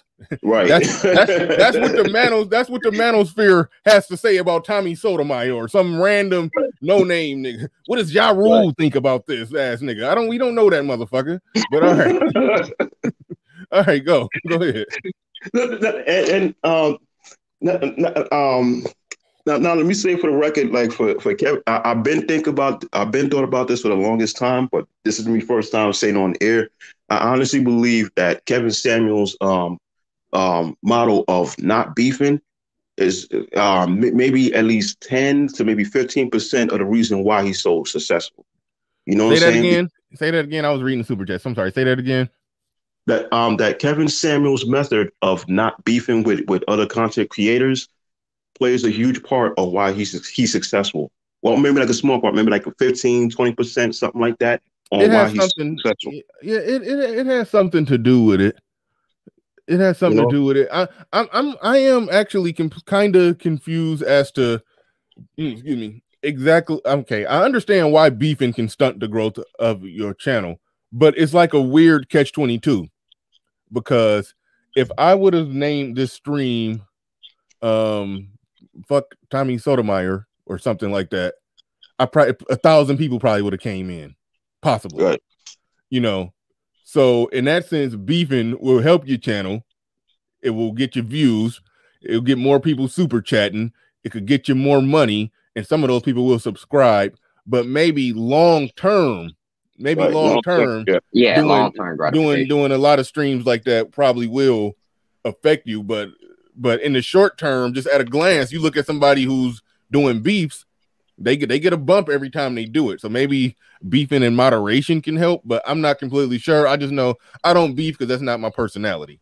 That's where I'm at with it. It's not my personality. So yeah, for me, I believe that that the not beefing helps because like if you really want to bring in the big bucks, which is really the I'm gonna keep it a buck. The non-black, the non-black folks, you want their views, you want their super chats and all that stuff.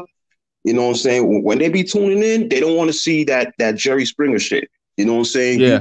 You 2-3 hours cussing somebody out, doxing somebody. Bring up pictures of how they look in first grade. You know what I'm saying? Like when they tune in, they don't want to see that.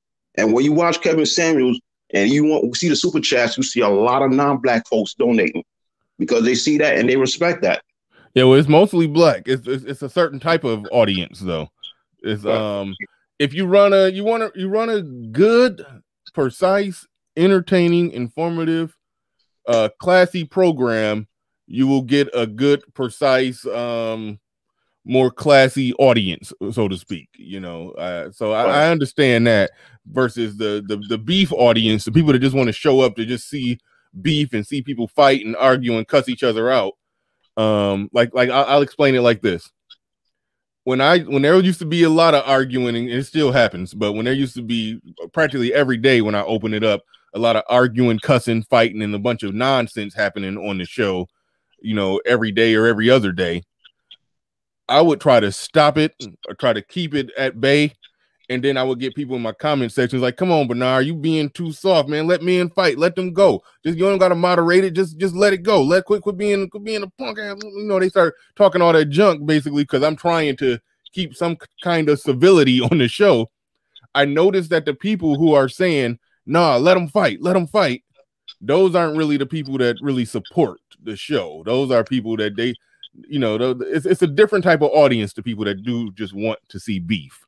So that is true. That part is true. D-Rock Den in the building with a super chat. He said, read my message, BR. Yeah, I'm bad. When people cash app, I just say thank you for the cash app. I never read the cash app messages. I'm going to start that because somebody did tell me don't shout out my cash app. They wanted to stay incognito, and I shouted it out anyway, so I apologize for that. So I going forward, I will be reading cash app messages. Shout out to K Kamazi, says salute to you for doing your thing. Thank you very much for that. Indigenous TV has an interesting point on the tables. Mute up real quick, Kadash. Mute up real quick. You can turn it back on when you're ready to talk. It's just you had a slight background noise. Yeah, okay. So Indigenous TV says there are likely more incels in Tommy's chat on a nightly basis than there are in the Black manosphere as a whole. I don't know how you could substantiate that claim. I think it's interesting, but I don't know. I don't know how you came up with that. One could argue that the Black manosphere merely masquerades as red pill. So are you saying that being incel makes you red pill? I don't understand your point. Maybe you don't got to super chat it, but try to reiterate that or make it make sense. Shout out to Tommy Sotomayor. I said make it make sense. I don't want to. Okay. that was a jab. That was a jab. You got to shout people out. You got to shout them out. You're gonna go to sleep at night. There's gonna be a thunderstorm. You're gonna see their shadow on your wall. Shout out to ARC. I always say that about ARC. You say something about mode 1, the possibility of sex or something like that. No free attention. You say any one of his unique phrases, manipulative time wasters, all of that stuff. If you don't shout out ARC, lightning will strike. You will see his shadow on your wall. I saw his shadow on my wall that one time when I said something that was slightly critical of Mode 1. I saw his shadow on my wall, and he made a response video. Shout out to ARC.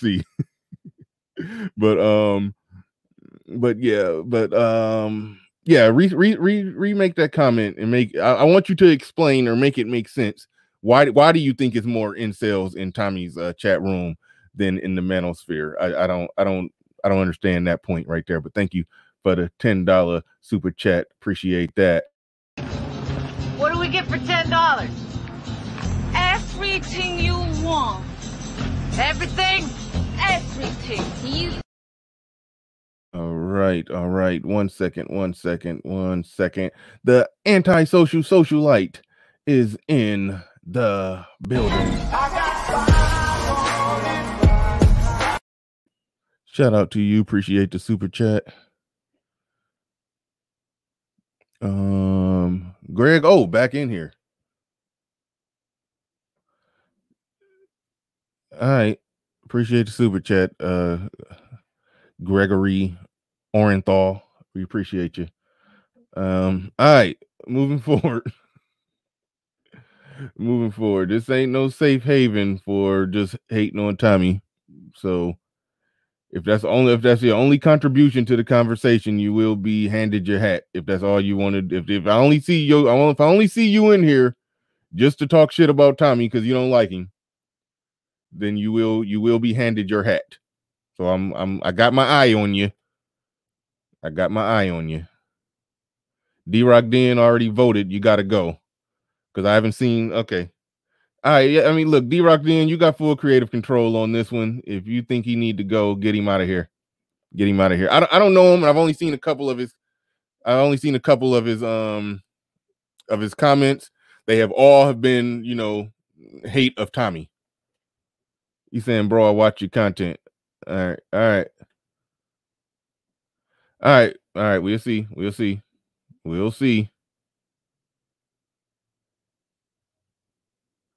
See, all right. A lot of you niggas just out. Yeah, okay. Being a part of the manosphere, hating on Tommy is like hating on your daddy. Says, yeah, some of y'all is on some bull. So I clearly picked up some Tommy haters. Who are going to get called manosphere standard bearers. And Mr. Shane Vicious said most of these dudes need to bend the knee to Tom Lakis, including Tommy. I don't even know what you're talking about there or what you mean. Bernard, is anyone going to talk about the fact that he is talking about his phrases being said by another content creator and he was not acknowledged for the one that said the phrase, that's his gripe? What? I didn't quite understand that. He was saying that was Tommy's gripe about the whole, he believed that Kevin Samuels took the, one of his talking points of what his grandmother told him. Okay. You're saying that. I'm just trying to figure out what he means. What does she mean when she says he was not acknowledged for the one that said the phrase, that's his gripe? I think that what is she trying to say right there?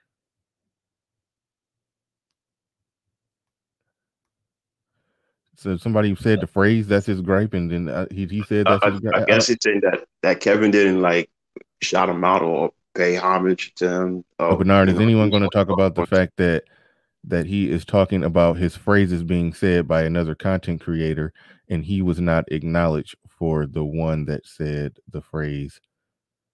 Yeah, but I think she means said the phrase and then comma or period and then quotation marks. Yeah, I think it was a period. I think that's what she meant right there. Period. She says, I meant to say he was not acknowledged. That phrase was not his. It belongs to Tommy. Okay. All right. Moving along. Thank you, Snuggles. We appreciate you, even though your commas and periods and stuff don't be quite right. We appreciate you. Clue in the building with a $5 super chat. Appreciate you.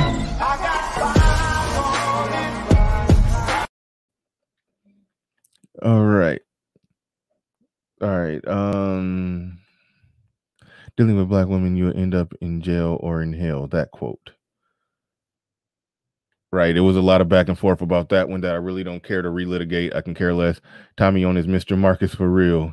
He's making.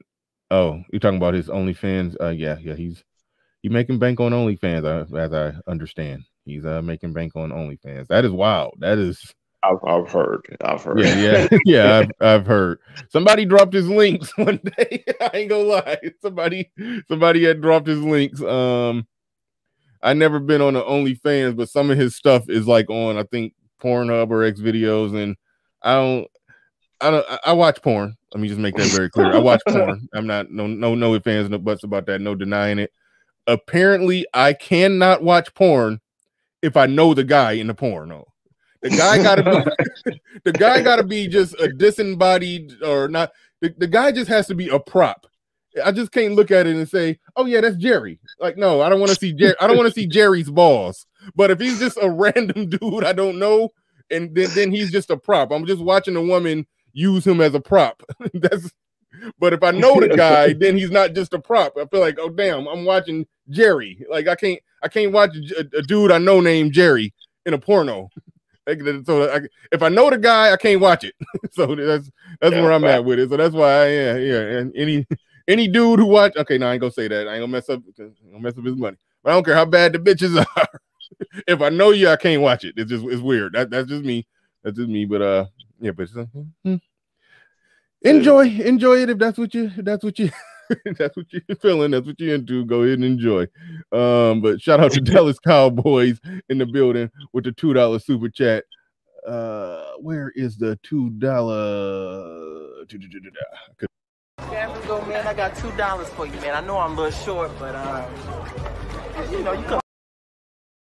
Dallas Cowboy with the $2 super chat. Snuggles back in the building. She says, "You're gonna put some respect on my long-winded questions with no short quotations anywhere.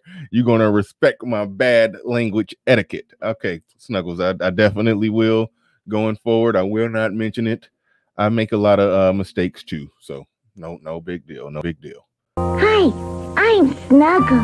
Snuggly softness. That's really less expensive. Shout out to Snuggles. All right. What else we got? Put the link back in there. Anybody can more or less come up. It's open season. The link is in the chat.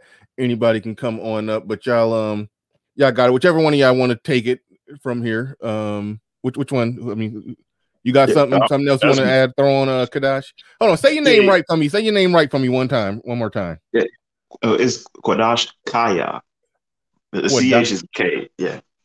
Oh, okay. So Qua. So we do the normal QU sound. Qua. Yeah. Quadash. And it's Kaya. Okay, so we basically dropped the H. So Quadash Kaya. Okay, gotcha. Yeah. Quadash Kaya. Gotcha. I'm gonna forget and you're gonna have to tell me again, but Quadash Kaya. All right, go ahead. You got the floor, you got the mic while I get up and fix my camera. No, just to wind everything up. As far as Tommy's points, yes, we do get pussy over here. Whether we a joint line nigga or not, select or non-select, we do get pussy over here. Number two, your doxers and your trolls. I would like to think that no one from the manosphere is a part of that. But you know what I'm saying? If someone is, then it is what it is. But to my understanding, none of that is on us. So like, don't bring that over here. The people flying drones over your house, that ain't us. You know what I'm saying? People putting up your daughter's address and stuff like that, that ain't us. You know what I'm saying? And the whole thing about that there can only be one mindset, that you can only watch me or him, but you can't watch both of us. I can't get with that. I'm gonna still watch him. I'm gonna still watch Kevin. You know what I'm saying? I still got number love and respect for Tommy Sotomayor. I still love his content. You know what I'm saying? I still watch his joint from time to time. But this whole thing of is either me or him, you gotta choose. You know what I'm saying? And if you choose him, you gay, and all that stuff, or you part of the LGBT crew, I'm not feeling that, But got nothing but love and respect for him, and I hope nothing but success for him and for Kevin Samuels. Right on, good stuff. Yeah, that's honestly where I'm at. Where I'm at with it too. That's honestly where I'm at. Shout out to Juan Thyme. Says Tommy just trying to go after Kevin Samuels haters like Umar. He literally criticized Kevin Samuels for what he's done and worse at that in regards to black women. I don't know if he's criticized Kevin Samuels. He's criticized he's criticized Kevin Samuels. Let me make that very clear. But as far as for going after, hold on, let me make sure I read. He literally criticized Kevin Samuels for doing what he's doing. He haven't criticized him for having the conversations with black women or saying what he's saying to black women, but he's tried to criticize the audience reaction to it. Going back to the guy who said, "Oh, Kevin Samuels not doing his show. That means y'all get a night off tonight. He gonna be back on y'all head tomorrow." He's criticized that guy. So he's criticizing the way that people are receiving Kevin Samuels, and I think a lot of people receive Tommy Sotomayor incorrectly, because I've listened to Tommy Sotomayor enough to where I think he does actually care about black women. I think he do, despite it, even though it may not seem that way. I think he does honestly care about them. But you think it's envy? What for Kevin Samuels? Oh no. The way in which Tommy has been, going about it as of late. Like he was on your show. He admitted that, first he came in, he said, all I want is credit. And then later on in the conversation, he admits that he did credit him when he was both small. And then, I think after he went viral, I think he at least mentioned it once in one of the videos. I don't know if Tommy acknowledges that Kevin shouted him out when Oh, he did on your show. He did.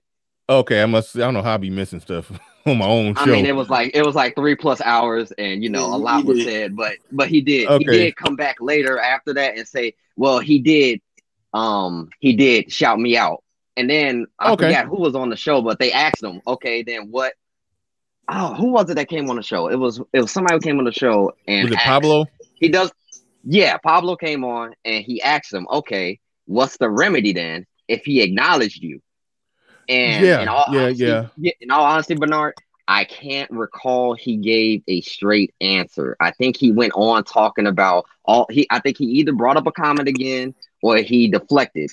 But I personally don't remember him giving. I think I remember his answer. The answer was somewhere along the lines. The answer was along the lines of it's about views, clicks, and a lot of people will say, so you just clout chasing.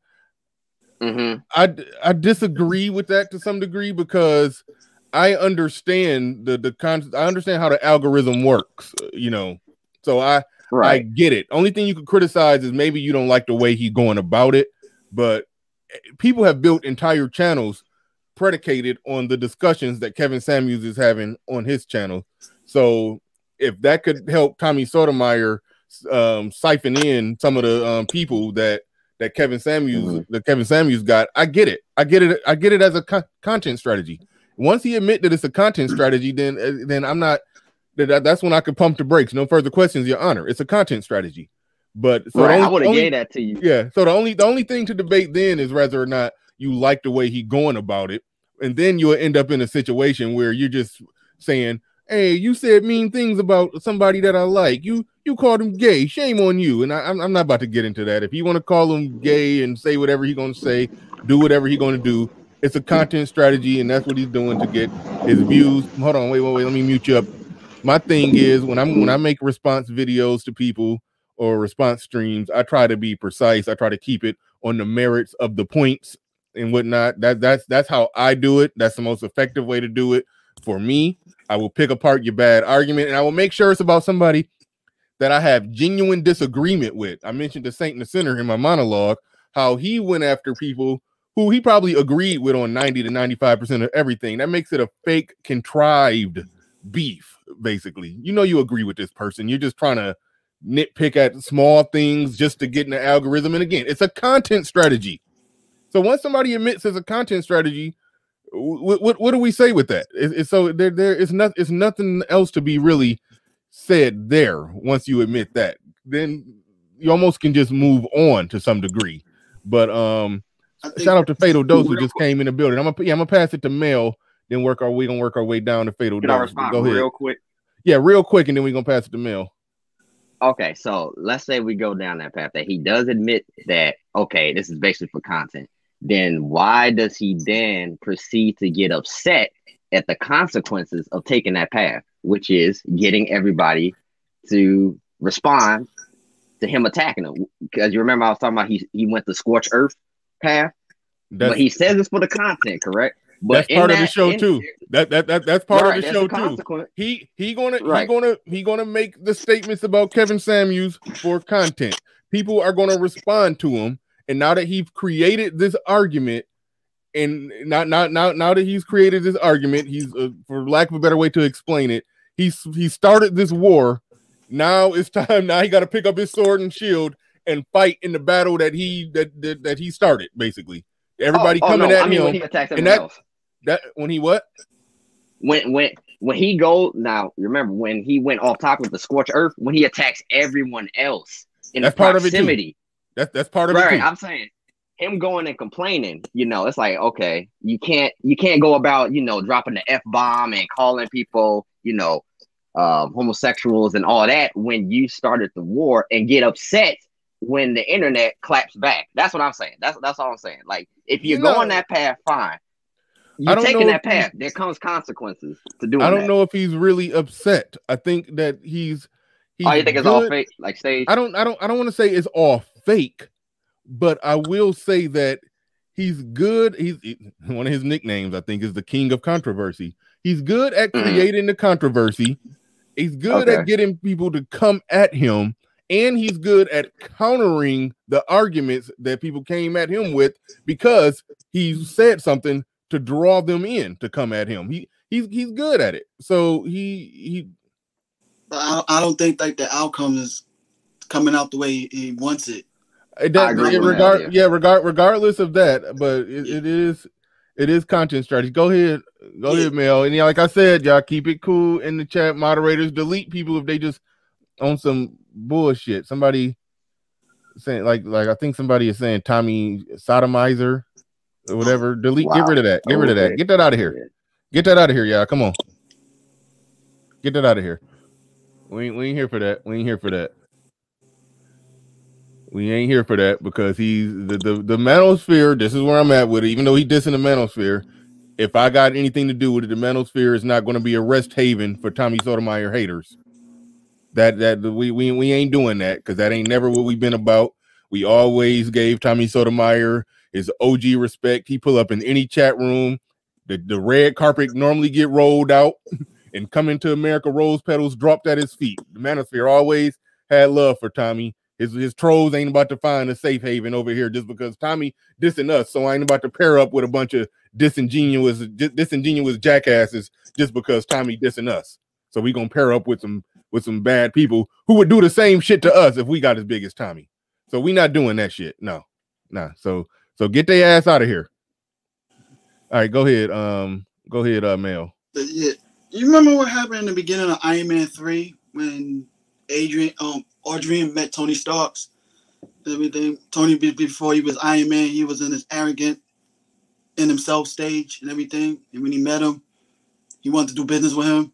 Told him, I'll meet you at the rooftop. And Tony never met him. So Adrian just sat there and realized how he got curved. And he just realized, like, you know what? If this is how people are, then you know what? I'm going to rebrand myself and make myself a somebody and stuff. Years later, he got you made big on his own and stuff. It's sort of almost similar to with Tommy and Kevin. You seen the emails? When I paused the part with the emails. It was from 2018, and Tommy replied to him. Though he said, I don't know who this man is, and I never talked to him. But you replied to him. But being that he wasn't big enough from your standards, he didn't want to do business with him. And he wanted to do business with you. So, you know what? Being that you said that's part of the business and everything, Kevin rebranded himself and made himself big. But Hold on, it's two things. Hold on, real quick. What do you think about this? Kevin Samuels, when he reached out to Tommy Sotomayor, because you look at the titles of those emails, or what it was saying, Kevin Samuels was talking to Tommy Sotomayor about fixing up his image and rebranding. That's what Kevin, basically, long story short, Kevin Samuels wanted to try to rebrand or ultimately coach Tommy Sotomayor into doing what Kevin Samuels is doing right now. You see what I'm saying? Kevin Samuels wanted to make Tommy Sotomayor be Kevin Samuels. Tommy Sotomayor's, brushed him off, so Kevin Samuels just went on and became Kevin Samuels, so to speak. That's essentially what happened. Right. Yeah, that's what happened. And everything, like, yo, you got a man that's, all right, Tommy, you're good at what you're doing, your part. Now I want to add on to it to make you bigger. Oh, I'm not good enough for you to work with. Okay, then I use those skills for myself. And look what happened. He superseded him. But now it's even what happened. Like the difference between with Tony Stark and Kelly and Tommy and Kevin, that with Tommy, I think he created two villains within himself in this situation. Create the villain that he think Kevin is, and I think he created a villain within himself and stuff, because part of the business is rebranding. You had to pay, you was bigger at that time, but you had to pay taking down multiple times. But each time you had to pay taking down, you have to sort of rebrand yourself to do these differently so you can get your numbers up, and he hasn't. And everything. Right. And another thing is, like, my thing is, all right, if you feel like he stole your talking points, right? I haven't seen the video at all. I'm seeing personally myself. Some people say they is, but my thing is, if someone takes some exact word, let's say like me and you, I'll say me and you. Oh, I'm a content creator, you Bernard, right? You say stuff right here on your channel right now, right? And I take some of your words exactly word for word. Months later, like a year later, I'd have a channel saying the exact same words you said today on here on my channel and stuff. People point it out. So when you did your research, you see it's the exact same thing. Then you will make a video comparing to what you said on one side and what I'm saying, and it's similar to prove your point. I have not really seen no videos like that. And somewhere else I've seen also too, like, I haven't seen videos like that also too. You're just going with the fans. Hold on, time out real quick. I saw him play one video. He's done it multiple times, I believe. But I've seen it once where he played Kevin Samuels saying something that's direct from Tommy Sotomayor. So I think Kevin Samuels have stole some of his unique phrases and stuff like that. He has used it. That much has happened. And I think just the general concept of these talking points that black men make about, towards, or against, or for, or black women, just the general premise of it. Tommy Sotomayor is ultimately the pioneer. As far as I heard somebody else give somebody else credit for being a pioneer. Tommy Sotomayor is the pioneer of it. So that there's that aspect of it, and there are a few unique things. What I would ultimately argue is Kevin Samuels, he created so much stuff, the CIA, the CIA, the FBI, the whole thing that he do. Like he created a whole call script. Exactly. When do you want to be married? When? How many kids? Blah blah blah. Then he throw in the definition of height, weight, dress size. Do you expect to play? Do you expect to pay significant bills after you're married? And all that. Now, how much would it take for a man to take care of a family of 4 in this area where you want to live? Blah blah blah. He go down that whole path, and then after he get them to state out exactly what they want, then he will go. Then that's when he will pull out height, weight, dress size, and then get them to lay out their stats in comparison to all the statistical improbabilities, everything that they say they want, and then break down exactly how they can get that. And it's so many unique things that he came up with and created in there. And in the midst of all of that, if he said, Madden King or something, or blah blah blah, or something that Tommy said, yes, there's some things that Tommy said that he has said. There's some things that I've said that Tommy Sotomayor said. There's some things that Obsidian has said that Kevin Samuels, I think I said that wrong. There's some things that I've said that Kevin Samuels has said. There's some things that Obsidian has said that Kevin Samuels used. He's used a lot of things from this space. But I understand Tommy Sotomayor. Yeah, I'm a PhD. Somebody listed out everything that Kevin Samuels came up with that was original. The things that Kevin Samuels came up with that was original compared to the things that he borrowed from somebody else in this space. He's came up with more original things. So that's why I don't knock that. I don't hold on, wait. Let me not miss this. Remember his other famous catchphrase, I can't make this up. Yeah, you can't make this up. Yeah. But shout out to Lion9172. Appreciate the $2 super chat. These last $2, I'm not gonna lose. And the RX-O definitely shout out. Hang on, Fatal Dose. I'm going to you next. But he said, I believe Mr. Sotomayor simply wants Mr. Samuels to conduct somewhat of a citation of his unique phrases. Example, as Tommy Sotomayor always says, insert quote. He stated numerous times, I just want people to know where he got it from. Shout out to the RX-O with the $50 super chat. Where's that? $50. So that makes you rich? It's a start. Damn.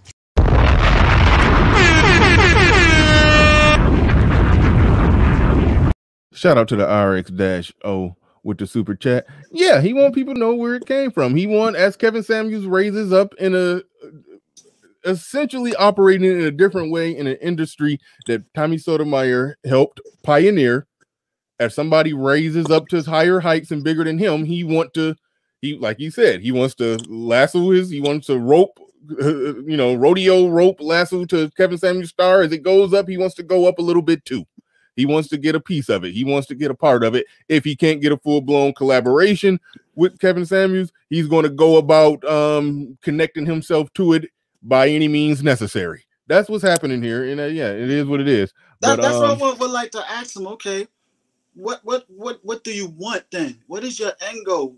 You know what I'm saying? You're attacking not just Kevin, but everybody in the manosphere and that. But like, okay, what is your that attacking the manosphere? Yeah, that's just trying to start a war with the space that Kevin Samuels came from. My personal thoughts, I could be wrong. He can't get the collaboration that he want with Kevin Samuels. He can't get the fight that he want with Kevin Samuels. I'm gonna fight with the space that Kevin Samuels came from. I think that's what's going on. I think that's what's going on. I could be wrong, but I think that's what's going on. But hold on, Danger Zone. Everybody shouting out in the chat the different things that that Kevin Samuels came up with. The Danger Zone. Shout out to No Man's Land, all of that. Yep.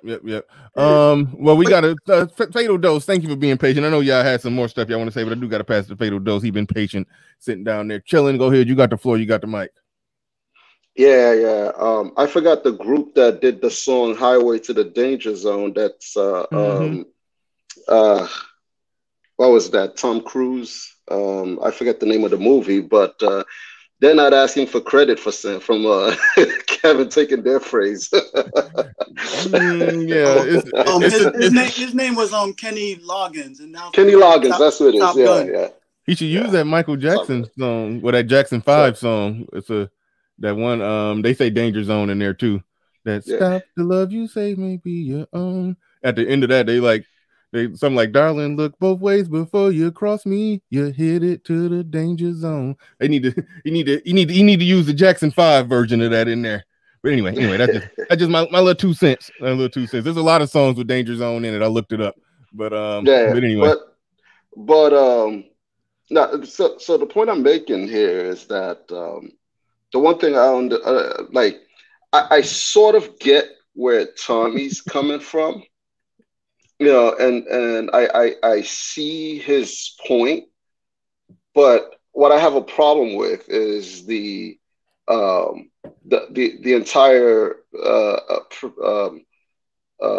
idea that we have to constantly big up each other on everything that you say, because if that's the case, right, if we did that in regular life, every time we say something, we'd have to say, shout out to this person, shout out to that person, shout out to this person. It's sort of insane to me because, like, I read books, I take courses, and then I come out, and then you have a whole new set of phrases that you're using from that. But I don't constantly say, "Oh, so and so, author of so and so." Shout out to him. Like every time I use one of those phrases. So why is it in the particularly the Black manosphere, we beef about these things, and then the beef and the hatred is so visceral that the way we're going at each other's throat, and then we're talking about, and we're in the space talking about we're the better brothers. We're not the Pookies, we're not the Rares, but we're doing exactly what those brothers are doing. And like it's mind-boggling to me how we're like sitting here arguing about this nonsense, and like we don't have any better things to argue about. And don't get me wrong, I understand where it's coming from, but my question is, should we be doing it? Yeah. Well, it's sort of hard to say, should we be doing this thing? I got all them jokes about my senior Bernard Eddie Kane rally. I see that on there. Shout out to Clue. He says a super chat for the other guy up there.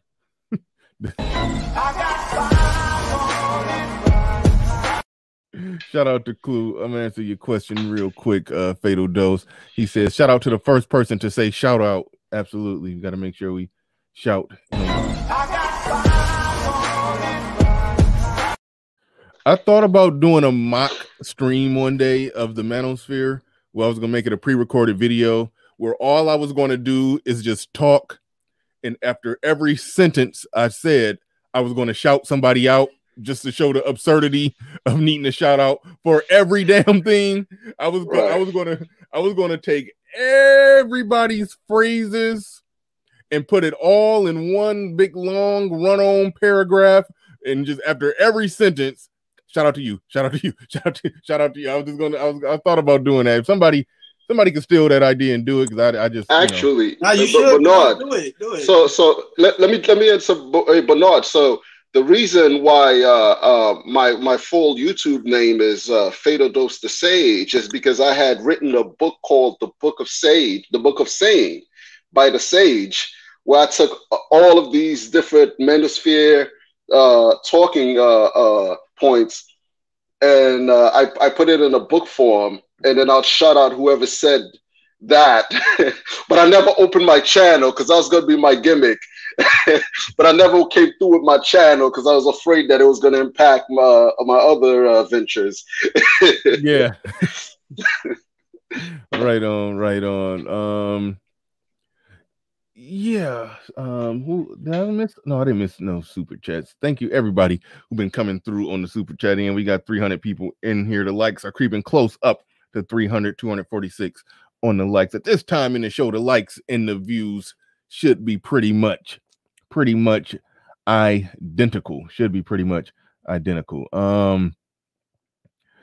Let's see what we got. He said, why do you pay homage to another man that didn't do nothing for you personally? Well, we'll put it like this. For the same reason that okay, I want to call myself Jordan. Let me make sure. The same way that a modern basketball player should pay homage to Dr. J, Oscar Robertson. You know, it's just a simple respect. It's just a simple respect. I mean, put it like this: even if the modern day player feel like that he's better than Jerry West, which I do believe most of the modern day players are better than Jerry West was in his prime, Jerry West, pioneer, Oscar Robertson, pioneer. You know, we've never even seen Oscar Robertson dunk, but he could average a triple-double back in 1962. So whatever. So he's enshrined in NBA lore forever for that. But yeah, so for the same reason that they're in this game making money right now, making millions, there were people that put in work when there was no money in it and basically built and helped create the framework for which you could come in with your talent, your skills, your knowledge, your insights, and make a living off of it. So it's wrong to try to take a crap on them. Now they're not above reproach, and they can be criticized, but I'm not going to just be outright disrespectful. So there's that. That's where I'm at with that. But no, I mean I understand where you're coming from. But that's how I operate. That's how I operate. But there's that. I'd say Oscar won championships also. If I never saw you dunk, I question whether or not you can average 10 boards in today's game. But anyway, actually it gets easy to get rebounds in today's game because nobody crashes the offensive glass. Everybody gets back on defense because whatever you're going to gain from getting offensive rebounds and going back up, you're going to lose in the fast break on the other end if you by crashing the offensive board. So people just get back on defense and don't even try to get offensive rebounds nowadays. The center will go for the offensive rebounds. Everybody else just get back to not give up the fast break. But anyway, those are analytics. Analytics proves that rebounds are. That's why it's easy for James Harden to stat pad rebounds and damn near average a triple double, even though you ain't never seen him box nobody out and jump up, grab a rebound and do anything. No, he just can stat pad it because he only got to out rebound his teammates because the offense are getting back on defense. But anyway, yeah, that's how Westbrook getting this triple double too. But anyway, that's off subject. I see the Larry. Oh no, I'm sorry, the Larry O'Brien trophy back there. I can't even point because it's in reverse. But y'all see the Larry O'Brien trophy back there. I know a little bit about basketball. I got an NBA channel that I'm going to resurrect. I've been saying it for the longest. I'm going to do it eventually. Probably do it when the playoffs start. Okay, here we go. LeBron haters unite. But anyway, who want the mic? Who got anything else? I mean, I've said most of what I got to say on the issue. Like yesterday's show was a doozy. It was a doozy of a show. I respect I respect Angry Man's position when Angry Man came up here, and like I said, it goes back to some of that OG respect that I get criticized for. If I disagree with Angry Man on, I mean, I asked him some fair questions, and he gave his answers. And for the most part, if I disagree with Angry Man on something, I ain't about to fall out with Angry Man over it. I could disagree with Angry Man in silence. I'm not. We don't got to go to war, and that's one thing I don't like from people who I don't like when people are just full blown, all guns blazing, just going to war in defense of another man. Like that's when it could get weird. I understand if somebody said something about somebody and you say, no, actually that's inaccurate because of A, B, C, and D. No, you got this point wrong. No, you got that point wrong. But when it come down to you shouldn't be talking about Kevin Samuels like that, that's where that's I don't want it to come off that way. But if somebody says something inaccurate, like for example, Angry Man brought up something like some of his, he said he's heard some people saying that they feel like they being crapped on. They upright, competent, productive men grinding every day, taking care of their families, making $80K. Okay, they not in the club, so they ain't so now they ain't worth nothing. They low value. And then I pointed out that Kevin Samuels did say, oh, just because you're not based off his definition high value, that doesn't mean you have no value. There are varying levels of value, but you're not what he would consider high value to ultimately the group of high value men or something like that. I forgot how he worded. I'm botching how he worded it, but it's but he did point out that these people are valuable, and when he's having these conversations with the women, he's advocating for the regular guy, the average guy or slightly above average guy that these average at best women should be happily getting with and submitting to. So he's advocating he's advocating for the everyday brother. And that's something that a lot of people miss, that they think that it's all about this, high in the air, high sedity, high value club. If you ain't in that, if you don't wear a fancy suit, then you ain't shit. That's where some people get it wrong. And I think a good conversation could be had about that. But hold on, I got you in a second. To just go full, Kevin Samuels defense force and don't speak it on the name of Kevin Samuels. Like, no, how dare you disrespect the son of Odin? Like, don't go there with it. Like, come on. The crazy part is back when before he blew up this way, he was on Obsidian's Mixler, and him and I disagreed a couple of times. I'd hate for brothers to go back and hear those shows, man, and try to cancel me from the manosphere. But check this out though, man. A lot of brothers are pissed off at Kevin though, saying that he's not shouting out the manosphere. He's not coming back to his roots. But the problem they're not seeing is the reason he's not shouting out the manosphere, right? You look at what's going on in the manosphere with the beefing and The everything Jerry that's Springer going shit. on, right? If I have a friend and my man is hanging out with Pookie over there and starts acting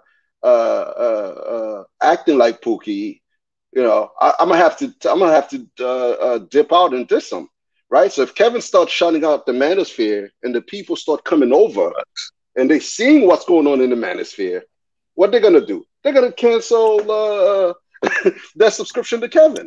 So I don't blame him for not shouting out the manosphere. Yeah, if you kind of realize what's going on in the manosphere now, like wait, hold on, wait, time out on that, not shouting out the manosphere. I just for the sake of content, I went and became a Patreon for Tasha K, so I can actually just go ahead and watch the interview early to see if anything in there I need to make some possible content on. He shouted out, holy shit. Hold on, give me a minute. Let me get it out. He shouted out the manosphere, the black manosphere, 2 or 3 times, and he gave the most. He couldn't shout out Obsidian harder, other than looking at the camera and saying, "Go subscribe to Obsidian Media Network today." Other than saying that, he gave as strong of a shout out to Obsidian as he possibly could. I haven't seen the video. And so just watch the whole video. You in the teaser trailer, you can kind of see that he you could tell that he probably shouted out Obsidian, but in the actual full video, he gave the one of the strongest endorsements or shout outs that you could possibly give. So he will shout out certain individuals. There was a lot of people that were named in that video in the Tasha K interview, and he did mention that by him breaking through is going to open the door for other people to come through and and everything. So he, I guess, I say sit back and let him work. You don't know what he's going to do when he gets as big as he's going to get. His star is still rising. Let it rise. All right. So we don't know what's going to happen. We don't know what he's going to do or how he's going to do it. But he has definitely shouted out certain people a lot. Cut to the chase TV says Bernard Riley, if you're not looking for a high value man, then why should a man even watch Kevin Samuels' show? His message is for women. You clearly you don't watch his show. You clearly don't watch his show. He's advocating. If you can't watch that show and tell that he's not advocating for me. He's advocating for men. He's a black male advocate. I'm sorry. I know a lot of people. Stop. I know a lot of people disagree with that, but if you really watch his show and watch those conversations, he's advocating for the everyday brother. That's what's going on in those conversations that he's having. The high value man thing, and he probably don't even like when I describe his show this way. The high value man thing is just the dangling carrot, the shiny object that lures people into the door. It's sort of like TJ the trillionaire or TJ the millionaire or billionaire. I forgot what his name is. TJ the millionaire. Yeah, he's riding around in Lamborghinis and Ferraris. He's in a Lambo. He doing all that. That's the shiny dangling object to get people to come in to sit down and hear about finances and money and this or that or blah blah blah. Kevin Samuels' high value man concept. That's the shining dangling object to get black people, men and women, ultimately, to come in and then hear a real discussion about black relationships and the social dynamics between black men and black women. And so it's something bigger going on there than I'm gonna teach you how to get the bag, girl. Like that's literally not what's going on. Like so whenever somebody say that you showing me that you don't watch the show, and that's fine. You don't need to watch the show. It's not necessarily for you. I won't say it's not necessarily for you, but if it ain't your cup of tea, it ain't your cup of tea. But just understand that what you think that's going on there is not what's going on. It's a much bigger conversation. It's really a black manosphere conversation being had. It's just being had between him and women, and it's funded by men. Men are the ones super chatting and funding it. Well, the YouTube AdSense is doing a lot of funding of it too, because he's getting all them damn views. He making bank without the super chats, but either way, A lot of people trying to jump in and say something. Shout out to American Negro. He's dropping Angry Man's link in the chat right there. Y'all can go. I'm sure if you ain't sub to Angry Man, go over there and sub to the Angry Man. A Perfect Storm in the building. He says, they say KS is effeminate, but so is Tariq Mashed. Is that so? You talking about Tariq Nasheed? Yeah. Yeah. Mashed lip smack. Okay, yeah. I ain't going. Thank you for the super chat. Appreciate that. On our side, brothers shouldn't be hating. Shout out.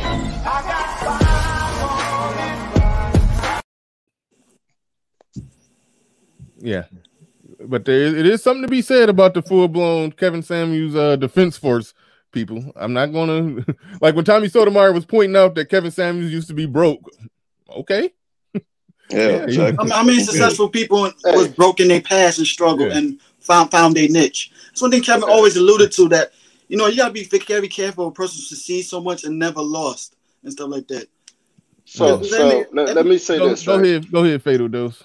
All right, so I'm around high value men all the time, right? And I'm talking about brothers like vice president, directors, and of different financial firms, different industries, all over the place, right?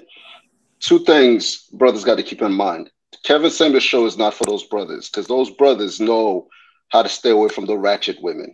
They know how not to marry baby mamas.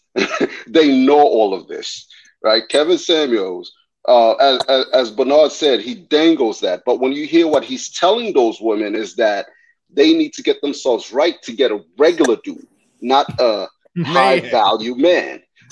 Man, right? That is so true. He's telling them, get yourself right to get yourself the guy that's making $40,000, $50,000. Because you do not belong to the guy that's making $150,000. So, you know what's funny, the way he worded when a woman lay out exactly what she got to offer some high value man, he will point out that everything that you said you got to offer, all that basic stuff, the guy hanging outside of Home Depot to hop on the back of somebody's truck to go do some day labor and work, it gets that same thing from his woman. So yeah, he's basically that's what a lot of brothers aren't realizing. This is probably an ugly way of saying it, but I'm going to go ahead and say it this way. He's basically getting women to all this media push and everything in their head. You go, come on, everybody mute up. But somebody got some clicking in the background. But all this whole media push and everything, you go girl, all women are beautiful and this or that or blah blah blah, and they all thinking they this shit. He's basically getting women to in their mind to just lower their value down or lower their their image of themselves down. Standard. That's standard. Okay. All right, good. But he's getting them to lower their standard down while simultaneously getting them to raise or elevate their thought, idea, or value of men up. So he's putting the value of men up here while simultaneously getting women to lower their standard or value down here, which means that however you're dealing with women, you ultimately get a better deal. He's advocating for your black ass to get a better deal at the end of the day. Even because like the women that say, man, he saved my marriage, because there's some dumb women that's married but don't even understand that even though they're over there, they're closing in on 40 or over 40, they got kids by this man. They still in their mind don't even understand the gravity of the situation, that if you mess this up with this man, you go on your 40-year-old ass out into the dating market with those kids. You got nothing coming. You got nothing coming. You better crawl on your knees, do whatever you got to do to make it right with this man who's actually tolerating your ass. Like that's what he's ultimately selling to them. So at the end of the day, what you say? No. He actually did that with a chick. I think she was like 29 and she had a kid. All the time. She wanted to leave him, and like he told her like, "Yo, like bitch, you better not do that. Like, ain't nothing out here for you, but you know what I'm saying, but hard dick. You know what I'm saying? That's it. You know what I'm saying?" He's advocating for men to ultimately get a better deal, in whatever context, whatever way you're dealing with women. Yeah, he's advocating for men to get a better deal. And that when I listen to his show, and I listen to it a lot, it's hard to get around that. The high value man is the shiny object that he's dangling in front of them. When they come in, they have a seat, then a real conversation takes place. Now, one of the criticisms is, okay, well, are these women about to seriously change their ways? That's a fair conversation. I'm not going to deny that. That's a fair conversation. But women, they are susceptible to what they see in media, in a platform that big, pushing those ideas out there that they're, understanding that, whoa, men are extremely valuable. I need to understand where I'm at, understand my place, understand what I need to do. They still could be on some bull. That's a fair counter argument. These chicks are going to act the same way no matter what. No way, no how. Ain't nothing going to change either way. But at least the conversation is being had. So bare minimum, that's what's happening. Real quick before I pass it, hold your thought because I do got some super chats that I need to acknowledge. These last $2, I'm not gonna lose. Says all the big hitters have their stands ready to cape. Big Poke Dog, shout out to the black male advocates. Right on, no doubt.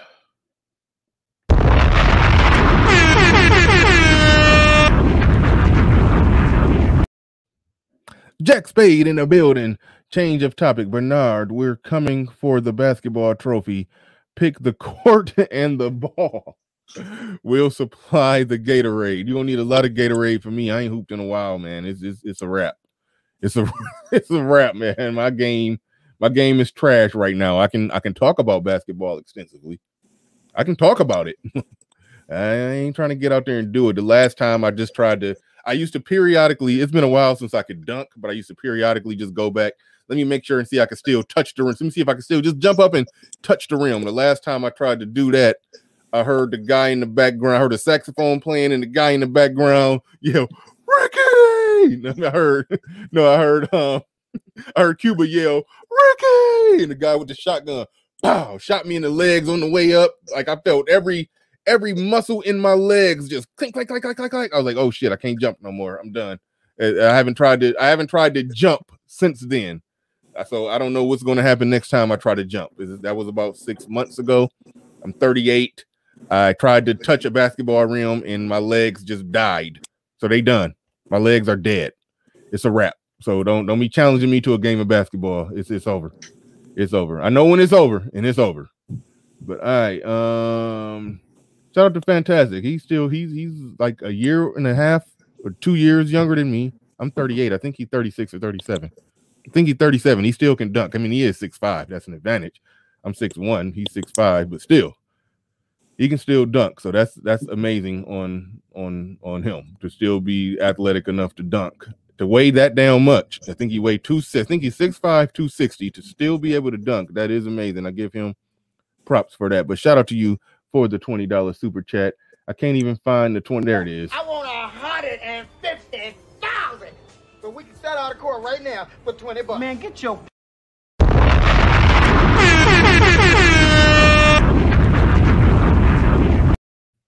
Yeah, don't challenge me to no basketball. I can't do it. Can't do it. But Clue in the building. He said Kevin's show is for the viewers, not the caller. Woo! Good stuff. I like that.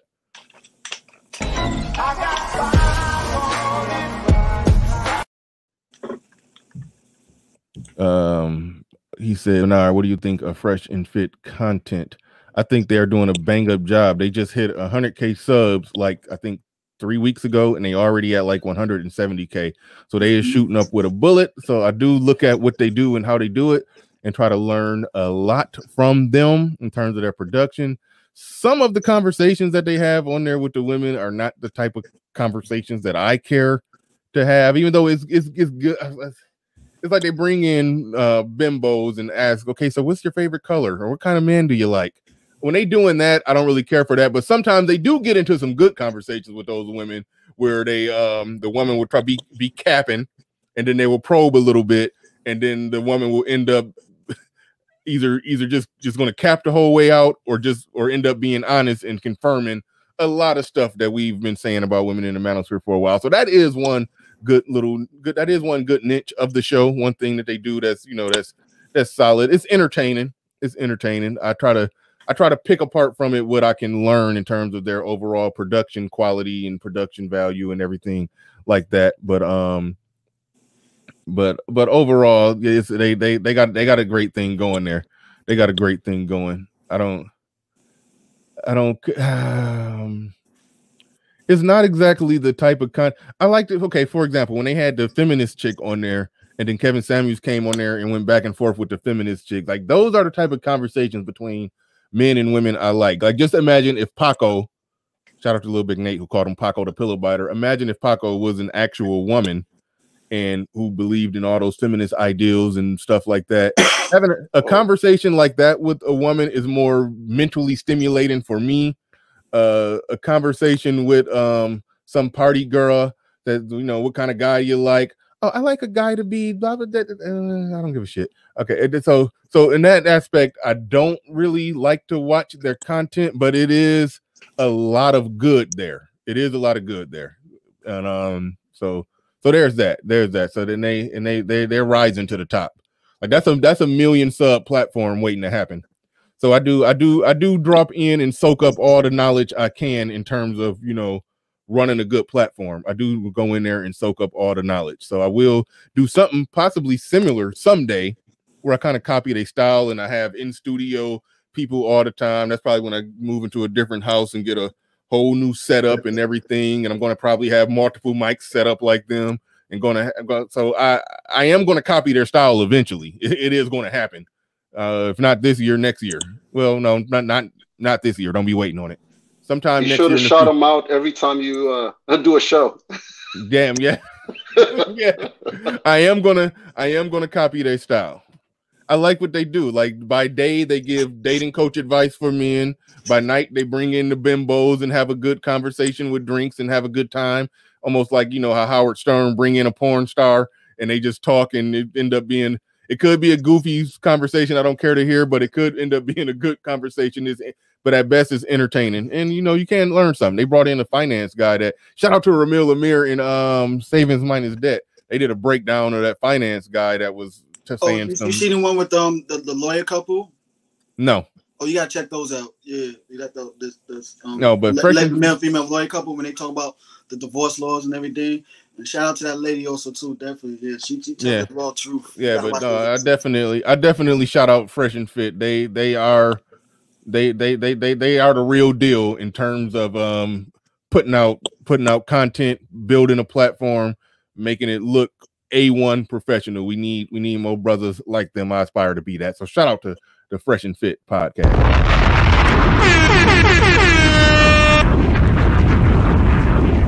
Definitely shout out to them. But see what you just did? You're going to succeed right there, because you know what? You're learning from other people to get where you want to be at and stuff. Despite even sometimes if y'all about the same platform and they rise up before you did, past you still want to learn from them so you can reach that same level too. And you're not hating. And I think that's the downfall why Tommy is where he is. You can feel, respect to the pioneer, but like I said, when it comes to business, you gotta learn how to rebrand yourself. And sometimes you have to learn from people that technically became, you may have been famous at one point, but this person became more famous than you. So why don't you just learn from him and everything so you can build your brand back up? Well, whenever somebody say that about Tommy, yes, I understand that he did have a channel that was worth 800,000, that had 800,000 subs. I think he lost it. There may have been another one that was 700,000 subs. I think he lost that one too. Now it seems as if his main channel that he's on has, only like about 37,000 subs. I still, even though he's lost channels, I still don't understand why people are saying he's fell off. Because when he had those channels, I don't know if live streaming was a thing, but I don't, was it ever a time when he was getting 5 to 10 or a regular 10,000 live stream views? I don't know if he was ever getting that. But the thing is, whatever, I don't think his views have been affected that much, his overall growth, because he could have, if he never lost the channel, he probably would no doubt have at least a $5 million sub platform right now. But as far as success, fame, and money, I don't think he's fell off. I don't see it if he has.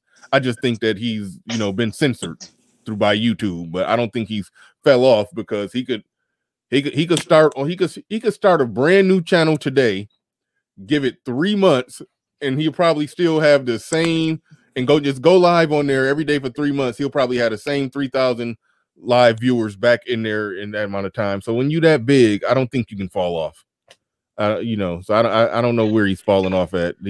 He's shown the receipts of how much money he's making on YouTube. Well, he's making hella money on YouTube. He's making hella money on OnlyFans, and he got his he showed his investments. He's getting millions. So I can't wait till I fall off to the point where I'm only making $1 million here and there. So I can't wait till I fall off that bad. Right. Yeah. So I don't know how he fell off. Go ahead, Fatal Dose. Hey, let me just throw. I just thought about something when you mentioned YouTube censorship. Right. Look at what YouTube, Facebook, and everybody's using to censor conservative. Right. They're using the violence aspect to shut people down. Right. And the Black manosphere better take notice, because the day they want to shut us down, these little beefs that we're having is going to be easily used against us to shut us down. Yeah. I'm going to do what I got to do to try to keep beefing off of this platform. But it's a. I mean, like I said, I don't beef, but a lot of beefs do start on this platform. It's a hard balance between how do I not have beefs start on here, but I also do want to have good, passionate debate on here. Like, so that's a hard thing with Negroes. That's a really hard. That's a difficult thing with Negroes. Try to have good conversation, good, passionate debate. It's okay to disagree without the shit hitting the fan all the time. I remember someone mentioned about with Tommy with the donations. Like I heard, so he said that person did say that he doesn't use super chats the way y'all do and stuff. He always got people going to his Cash App, Cash App him. But yeah, Kevin, he always got super chats. But and I know the reason that they said that he makes almost like $5,000 a month on super chats. YouTube get a percentage of that.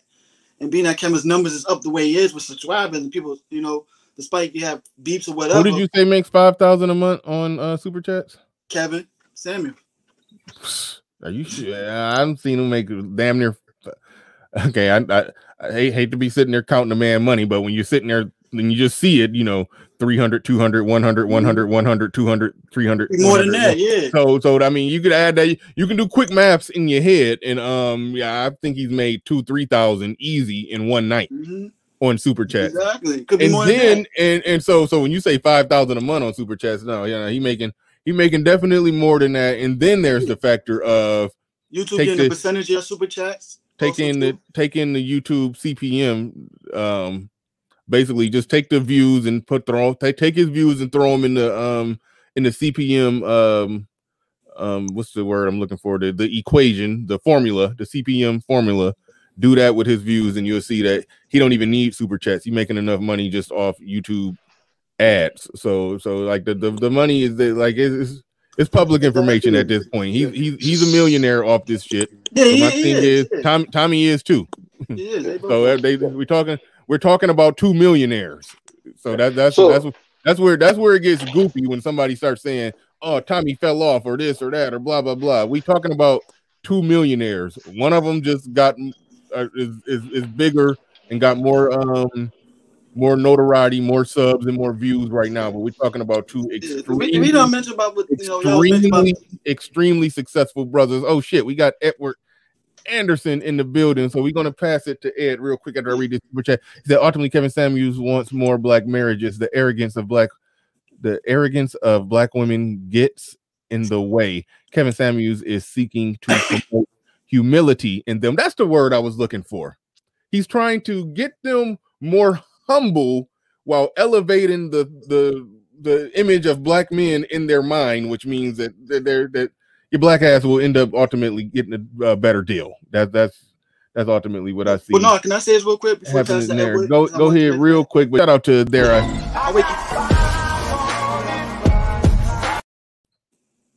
All right. Go ahead, real quick. Yeah.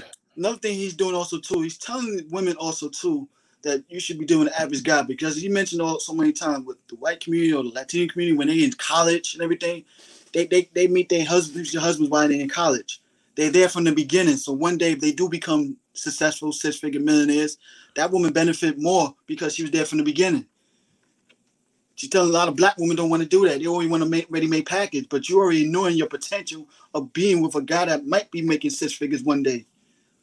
All right. I don't know if that's true, Dane Christopher. I haven't noticed a significant difference in his super chats. When he says Bernard Riley, Kevin.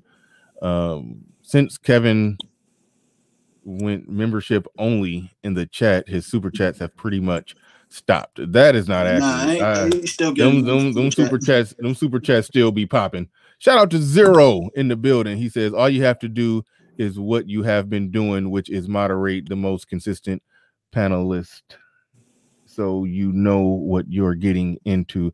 Otherwise, clashes and triggers are inevitable.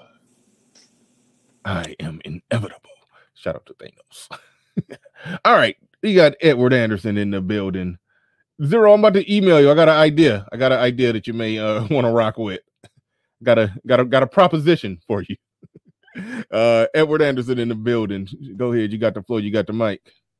Yeah, what's up? I'll try to be brief. I mean, I'm not gonna lie. I just think it's just too much heat out here right now. I mean, folks, a lot of you, quite frankly, lost the guy. Oh shit! I'm talking about content up. creators as well as audience. Wait, hold on. Back up a little bit. You was breaking up, so we didn't catch what you said. So just go ahead and start over.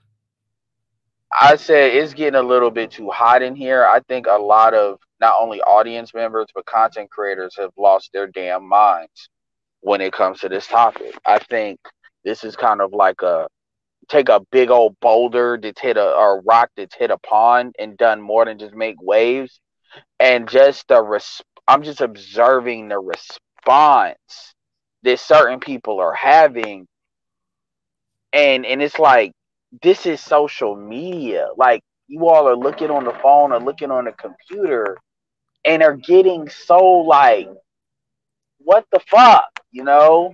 Like, I mean, I kind of saw some clips of the show you had the other day. I mean, that shit is insane to me. I'm not gonna lie. I think some people need to put the fucking computer down for like 3 days and have some kind of breather or something, because folks are mad for what I perceive is no fucking reason.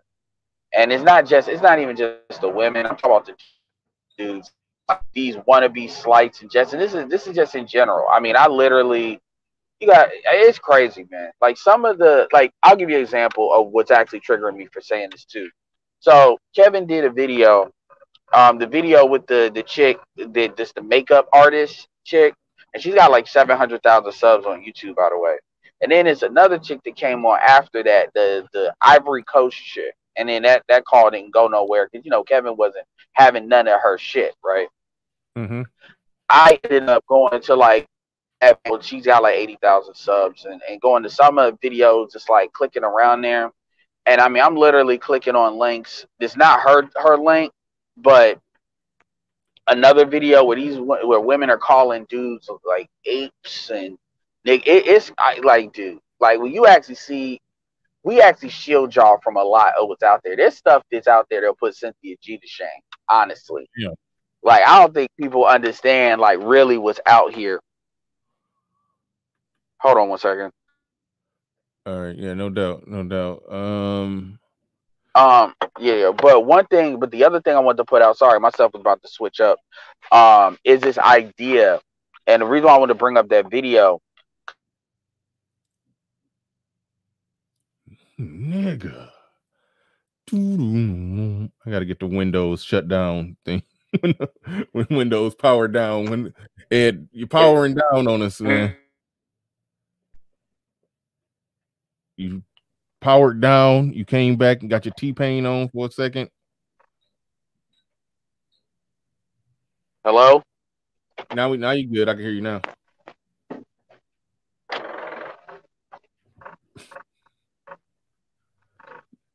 Nigga, what is you doing? Ed. All right. Well, oh boy. Well, while Ed gets that figured out, whatever he Sorry, got. man. Can you hear me now? Can you hear me Yeah, now? Can you hear me now? good. All You're right, good nah, now. my shit was switching back in and out of my Wi-Fi. That's what Okay. that was doing. All right, I'm good now. So You got it. anyway, have you ever heard of the concept called "Black women have stayed behind"? No, not exactly. All right, that's a concept that a lot of non-ADOS, ADOS women will tell to black women in America, for basically staying with black men. This is one of the Oh, things that, yeah, this is one of the things that this woman said on Kevin's. This is the show where she was talking about how this wasn't the show. It was like one of the clips he uploaded where she wanted to talk about talk about the accountability piece, but it's clear that she really didn't want to. was this on his Instagram? Yeah, this was on his Instagram. Oh, okay, So yeah. this is the kind of attractive chick, and then that wasn't that call. It was the next one, and then the one that was like at the tail end of it that he basically got rid of her ass because she was talking about, oh, black women have done all of this, and I'm from the Ivory Coast, and blah blah blah. And then Kevin let her talk for literally 60-something seconds, and then try to cut her off, and she just wanted to be stupid. And then she made this comment about, well, black women have stayed behind, and this is what a lot of non-ADOS women interpret what goes on in the community. And I say this because my point is there's a lot of moving parts, and now you're starting to have a whole bunch of people come into this situation from Kevin that they really have no fucking idea of some of the stuff that we know. You know what I'm saying? So they're looking at this from a pure surface level. And my point is, going back to the first part, and then I'll pass the mic, is we just got way too many folks that are in their emotions. Even people that are in the manosphere, they're mad. And I know why they're mad, and it's petty. Even though they want to try to make it like they got legitimate grievances, we got audience members that are hating. It's just too much emotionalism going on right now. It's way too much emotionalism.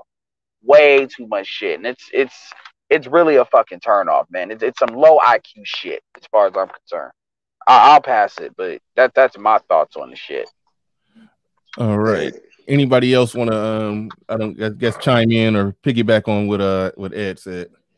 Ed is saying essentially what I was saying earlier, right? You can agree with two different men from two different perspectives, right? That essentially are trying to do the same thing. And I think what's happening is a lot of brothers get caught up in one camp and then want to fight brothers in the other camp. And to me, that exactly what Ed says. That's like a low IQ mentality. Well, I think it's actually worse than what you're saying, because in the case of Kevin Samuels and Tommy Sotomayor, the two people in question agree with each other on practically everything. That's why I'm not even talking about Tommy per se. That's not even what I'm talking. It's bigger than that. But what Fatal Dose was saying. But go ahead. Okay. I mean, a lot of that, and then another thing too, like as far as reference to that, a lot of that is politicking. See, this is the sexual politicking that men do. Remember, you always talk about sexual politicking that women do. The Highlander syndrome is sexual politicking that men do as to why we can't have nothing and why we can't do nothing and work together. You see the same shit in hip hop. Like when you look at all of the, not even, but like organizations that tried to be built. The Rockefeller, who had the Diplomat State Property. You had Kanye, who was working with Lupe Fiasco, and people. And look at where Kanye is and Jay-Z is, and look at what some of these other dudes are. Now, obviously, they're still millionaires, so I'm not hating on them. But my point is, you got dudes that it's like they almost can't work with people because they have to be the only one. They just can't. Just like how you got black women that, in my opinion, I don't even know why you date black men. I don't know why you deal with black men. And black men need to be very forceful in saying, you're not compatible with black men. Whatever happened, your daddy, whatever, you need to go get non-black men. Go be happy. And black men need to be very forceful in telling black women that, to let them know, you're not here because of me. You're here because of you.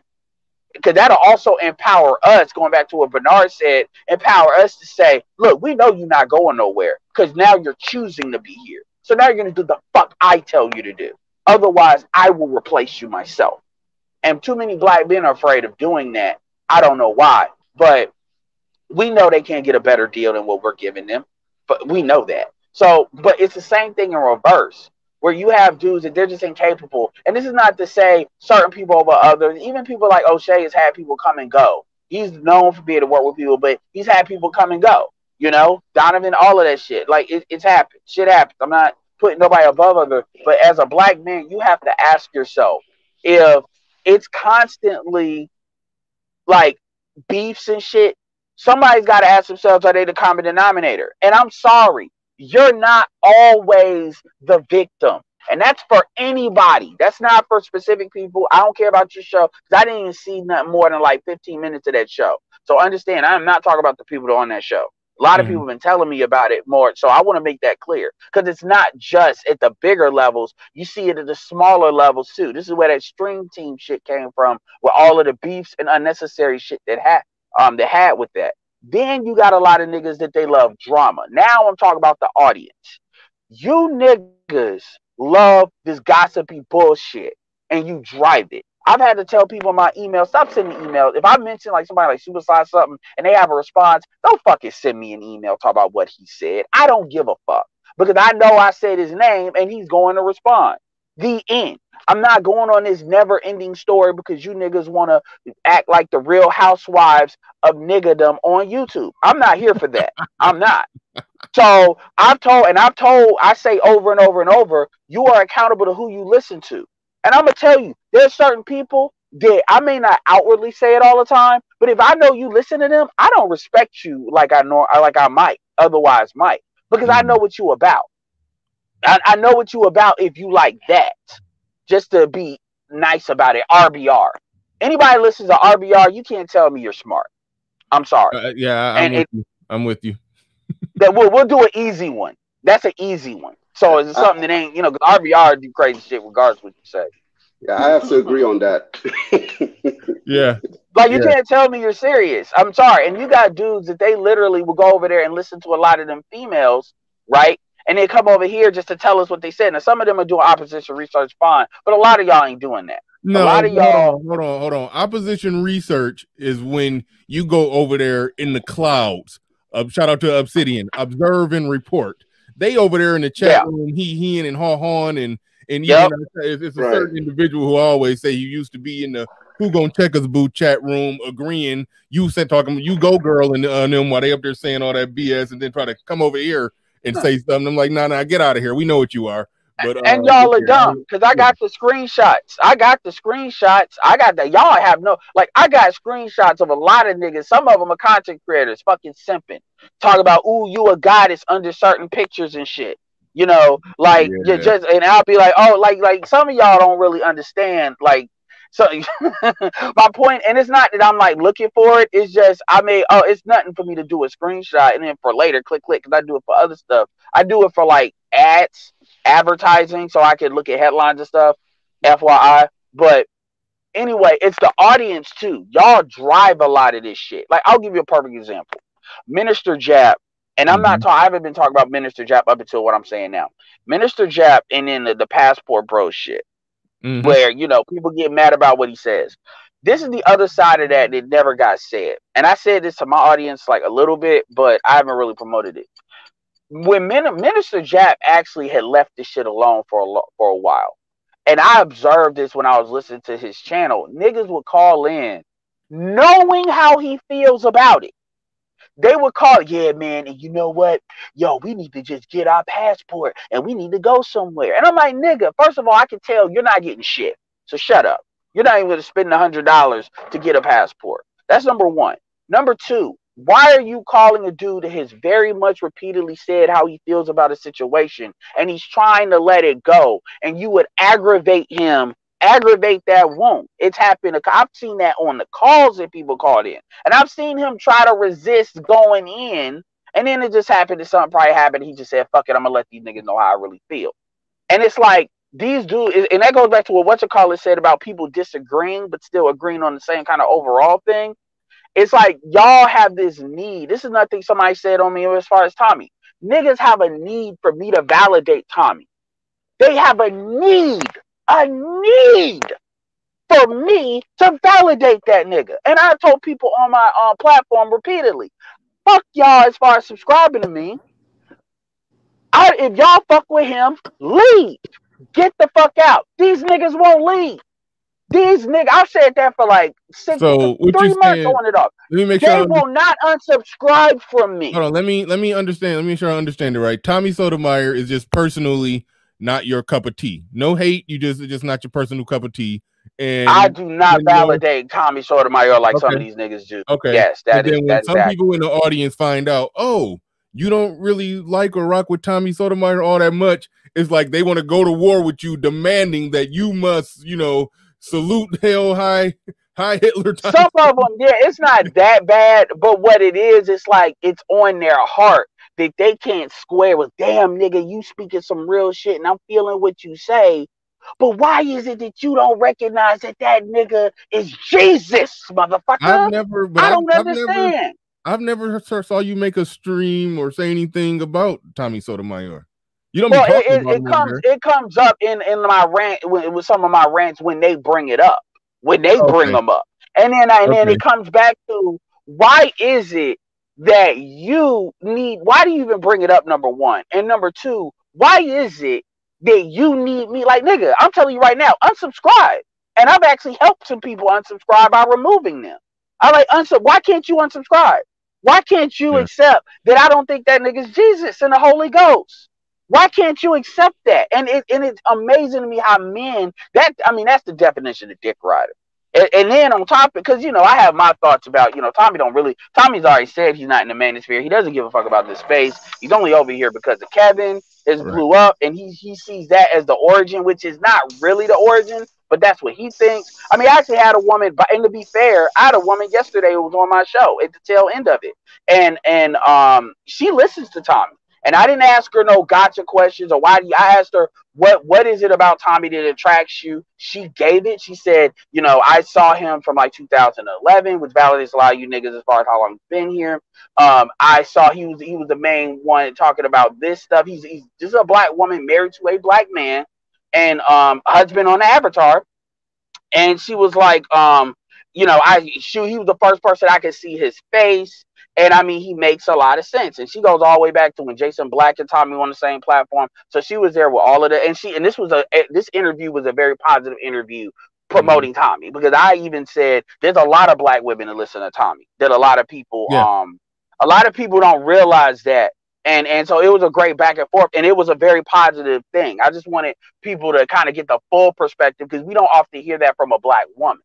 You know what I'm saying?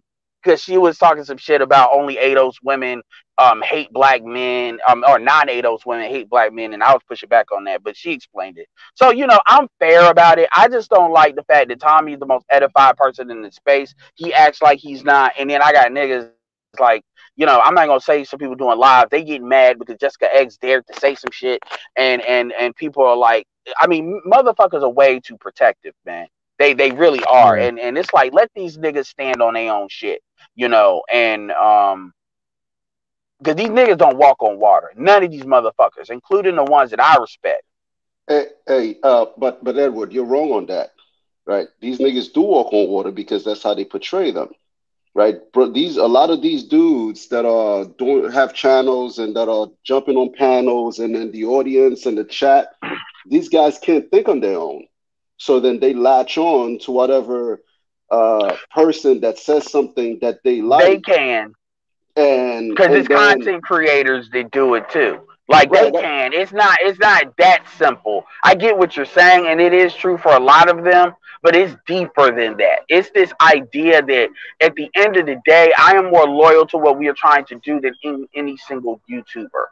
Period. Boom. Period. That was and a lot of dudes. And a lot of dudes play this NCAA, I'm Alabama versus Ohio State bullshit. And I'm like, no. Fuck, where it don't matter what these niggas do. And here's the thing, I'm gonna say this and I will pass it. We have to hold ourselves to a higher standard. And this is why I mentioned the audience as well as the content creators. Number one, I get that y'all are gonna want some entertainment. I'm not trying to say you need to be completely intellectual. That's not what I'm saying. But what I'm saying is like little things like, for instance, like is a guy by the name of Ryan Davis that has a Patreon, and it's a comedian dude. He's really funny. And one of the things he said, and because he was really going in on like quote unquote Kevin stands, right?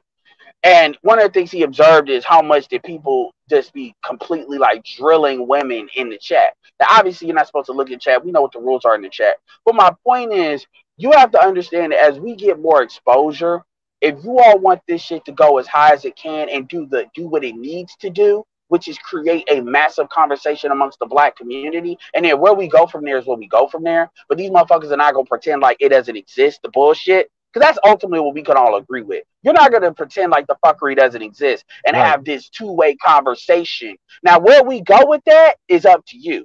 But we're not going to play this game like you're a victim. And no. We're going to have it. And I think that's something that everybody can agree, at least with that point.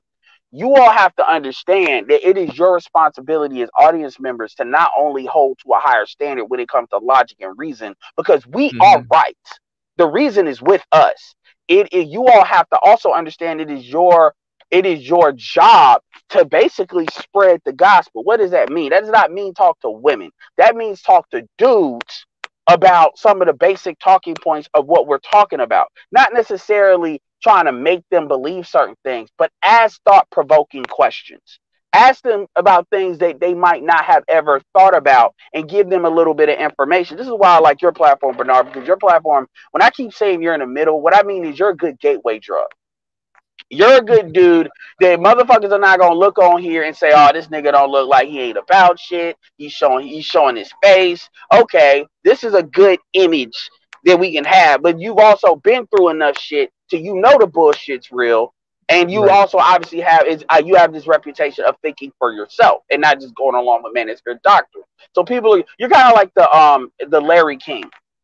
No matter what fucking bullshit, and that's a compliment because no matter people hate Zimmerman, but they knew if Zimmerman went on Larry King, everybody, whether they hate black men or hate Zimmerman, knew Larry King was gonna ask enough questions that where you were gonna get some answers, but it was gonna be fair, and that's important.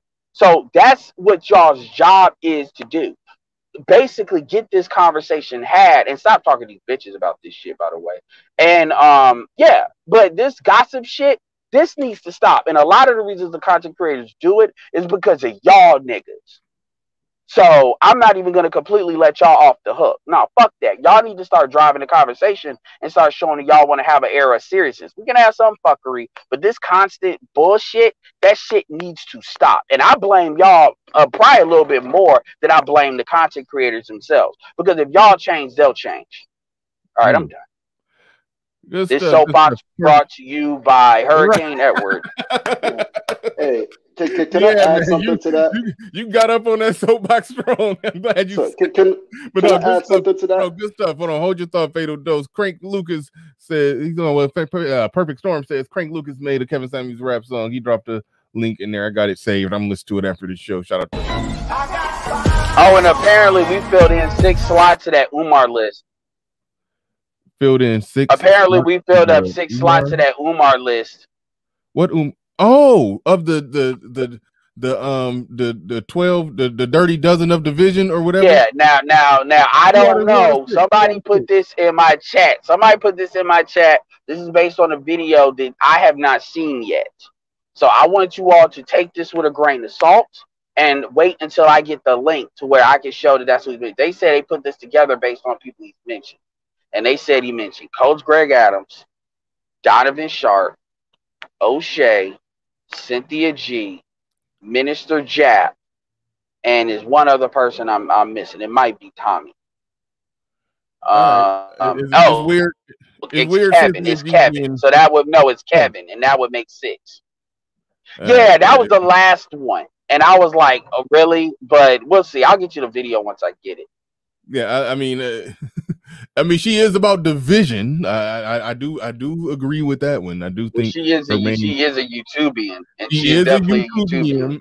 She is about division. So fine. He's not about just going at black men who say stuff about black women. Well, you know, that's an easy softball target. That's an easy softball target to like try to act like, oh yeah, but whatever. That shows at least thinking. Yeah, you cater to her audience too, nigga. Like, so yeah, that's the dude talking about Umar. The women that's he said beta male. He said, hey, Bernard. He said beta male coon. The end. All right. Yeah, he said it multiple times. These beta male coons. I already know where he got that from. That is a trademark of. Yeah. All right. Anyway, Malcolm in the Middle, appreciate you for the $2 super chat. He said some of these YouTubers been around is washed. Okay, I don't know. These last $2, I'm not gonna lose. All right. Thank you for that super chat. Appreciate that. Whoever said Umar, the final boss of Simp Wars. That's funny. All right, Fatal Dose, go ahead. You got the floor. You got the mic. Oh, damn, I forgot you was down there, Anthony Batten. So we're going right to you after this. But go ahead, Fatal Dose. Yeah, I got to jump off. But what I was going to say is some of Edward's earlier comment. Like we as black men gonna have to stop looking for those saviors, right? Because that's been used against us in the past, right? This is why they take people out like Martin Luther King. This is why they take people out like Malcolm X. And then when they take them out, the movement just dies because of the savior complex, where we're looking up to men instead of being individuals that get together and work together for a cause, right? And as long as we're looking up to individuals and looking for them, not that we can't get guidance from others. We have to have that council. We come together. The round table, like King Arthur, and we get business done. But the idea of idolizing someone to the point where no matter where their shit don't stink, it's ridiculous, man. It's ridiculous. That's all I wanted to add. But I got to jump off. I got a meeting to go to. All right, thanks for that. As far as that goes for Kevin too. No, it does. But see, here's the thing. This is the strength of the manosphere. It's a lot of different content creators. It's not just one Jesus. I do feel like, and I hate to go this way with it, but I do think like when you look at Jason Black coming at the manosphere, the black manosphere I mean, you've heard him charge up the black manosphere. I'm not about to relitigate that, but Jason Black has come at the manosphere. Tommy Sotomayor has come at the manosphere. I think what they want to do, they want everybody to look at all these other people who may very well be smaller than them, even though they may very well be saying a lot of the same thing. They want to invalidate all of them so they could be the up, so they can stay high up on that hill. It's the Highlander method. So it's the Facebook method. Yeah. So when you're talking about that, looking for the savior, so to speak, it's almost like it's certain individuals that they want to be that soul savior. But I think the strength they have a megalomania complex. The strength of the manosphere is that it's not just one savior, it's a lot of different content creators. So one of them could get taken down. It's still enough content creators still raging and charging forward, you see. So that's the strength of the manosphere. That's where it's about the points, it's about the message more than it's about one person. Everybody who just looking up to Jason Black high on a hill, if they ban him from YouTube, then whatever he was fighting for, whatever he was doing, it's done. You see what I'm saying? If you only look into him. So part of the strength of the manosphere is the numbers, is a lot of content creators are going for the most part the same way. For the most part the same way. But so that's one good thing. Anthony Banton in the building. Go ahead. You got phone before you get the floor in the mic. Shout out to Archer. Says YouTubians are green, right? Why am I blocked? You're not blocked because I'm reading your super chat.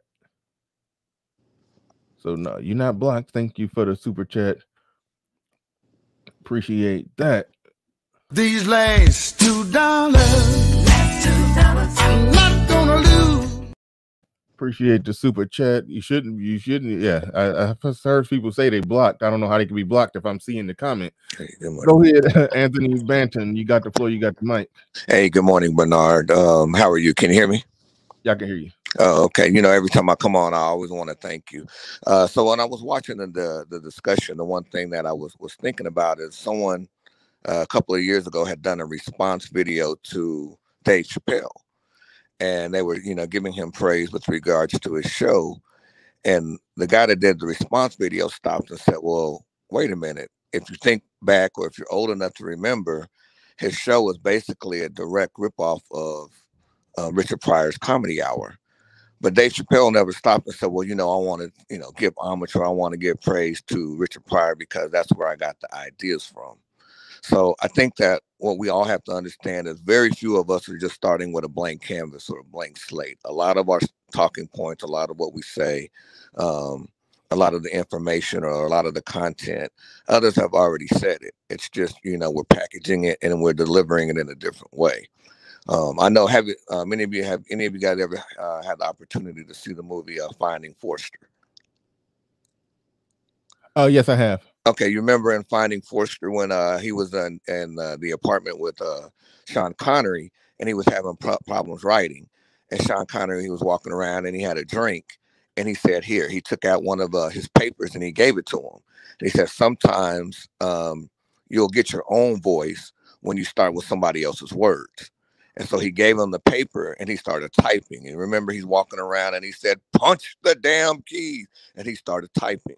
The point is that sometimes in order to find our own voice, we start with somebody else's. And that's what we all have to understand. Kevin just has this niche, just like Bernard, you're great at what you do. So you're not threatened by Kevin, or you're not threatened by anybody else. I've said it before, each of us, no one in the manosphere knows me as of yet, but at some point you will. And I will say, well, you know, Bernard was the one that was willing to allow me on the show a couple of times just to kind of get my name out there until I can establish my own voice. But the point is that we all have our own unique gifts. I'm very familiar with Kevin because we're similar in that we're both only children. Even Kevin, when it came down to when he was talking about, you mentioned yesterday when you were talking about the wearing of the suit. And I think I tried to send in a super chat to let you know, even that was not Kevin's idea, but he tells you that he watched a video with Tom Ford, and Tom Ford was the one that said you always have to be in uniform. So if you go watch Tom Ford's video, you always see Tom Ford is always in a black suit that he created, and he'll always have on a black tie.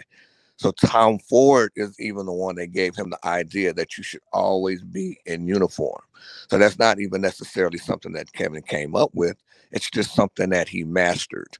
And so he has a unique personality. Why? Is because we had to create certain things in our head in order to kind of get by. Kevin's the product of an only child. I am. We both in the suits. We're kind of both unique. I think I watched a video with O'Shea, and he was saying that he had created an opening for Kevin. However, he hasn't spoke to Kevin in 4 weeks. And I kind of smiled because I was like, well, that's how we are. It's not personal. It's not like, okay, well, he's not reaching out to O'Shea, or he dislikes O'Shea in any way. It's just that we move different because we're so used to being independent and have to create and do things on our own. And that's just kind of how Kevin is. It's not personal. He doesn't have anything personal against anyone in the sphere, or has he ever said that he's better than anyone in the sphere? He just has done. Oh, he probably has. He probably has, but he has. I wouldn't put that past him. I just right. Well, you know, he just you know, shouted out Ramil. Yeah.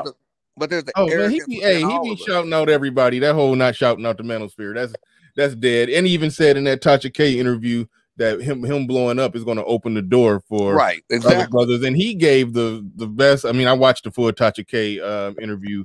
Well, I'm waiting for that bitch to come on YouTube, which it will be, I think, tomorrow. Yeah, I wanted to see it early just in case there was some content I could squeeze from it. So I went on and got it early, yeah, he gave the best shot towards the end of it. He gave it like the best shout out to Obsidian that you could ever ask for. So there's that. But your talking point just a minute ago was great. It's like you said, the manosphere continues to grow. I'm familiar with Jason Black, and he said at the end of every show that everyone has copied him and all of this stuff. All of this stuff is ridiculous. But I was traveling on Saturday, and every Saturday, David Carroll will upload a video. And the one thing that he said at the end was that he said is that the way we're socially engineered is that they don't have to worry that about. last one was fire. Yeah, we don't have to worry about others bringing us down because we'll bring ourselves down. And that's the thing that we have. Who said that? David Carroll. He said we don't have to worry Oh, about. yeah, He said we've been socially engineered that we don't have to worry about other people bringing us down or quote unquote white people bringing us down because we'll do it ourselves. And that's the one thing that we have to avoid. We have an excellent opportunity, as I stated before, to really grow this thing. We can make it more powerful. We can make it as powerful as we want it to be. Once again, as we all come together, you have your niche, you have your area that you're good at, that you've negotiated with Obsidian. Obsidian has his area. Everyone has their own unique gifts. We just have to value it, and we have to get to the point where we're not bringing each other down because of jealousy or because of whatever situation we may have within ourselves. I want my purpose is to say, hey, we can all be successful. Like, it doesn't do any good for me to be successful and Bernard not be successful. It doesn't do any good for Kevin to be successful and Bernard not be. We all have to. The point is that we should all help each other to be successful, because that's what it's going to come to, is that the only people we're going to be able to depend on is each other. And that's what we have to look forward to, is that I should be able to reach out to Bernard reach out to Obsidian, whatever it takes in order for us to be successful. That should be the end goal. Right on. Yeah, right on. And to piggyback off that real quick, the thing about it is, I know why people do what I know why a lot of these dudes are doing what they do. And the thing that really annoys me is I want candidness. I want y'all to be candid about what is the thing behind the thing. Let's stop talking, because that shit about he's taking shit, that shit's bullshit. Because hold on, I don't know if you was listening. Hold on, I don't know if you was listening to the beginning. Well, no. You said you didn't see all the show on Monday. Well, no. That's something that's been being said, like beyond your show. That's something like Jason Black. Go ahead.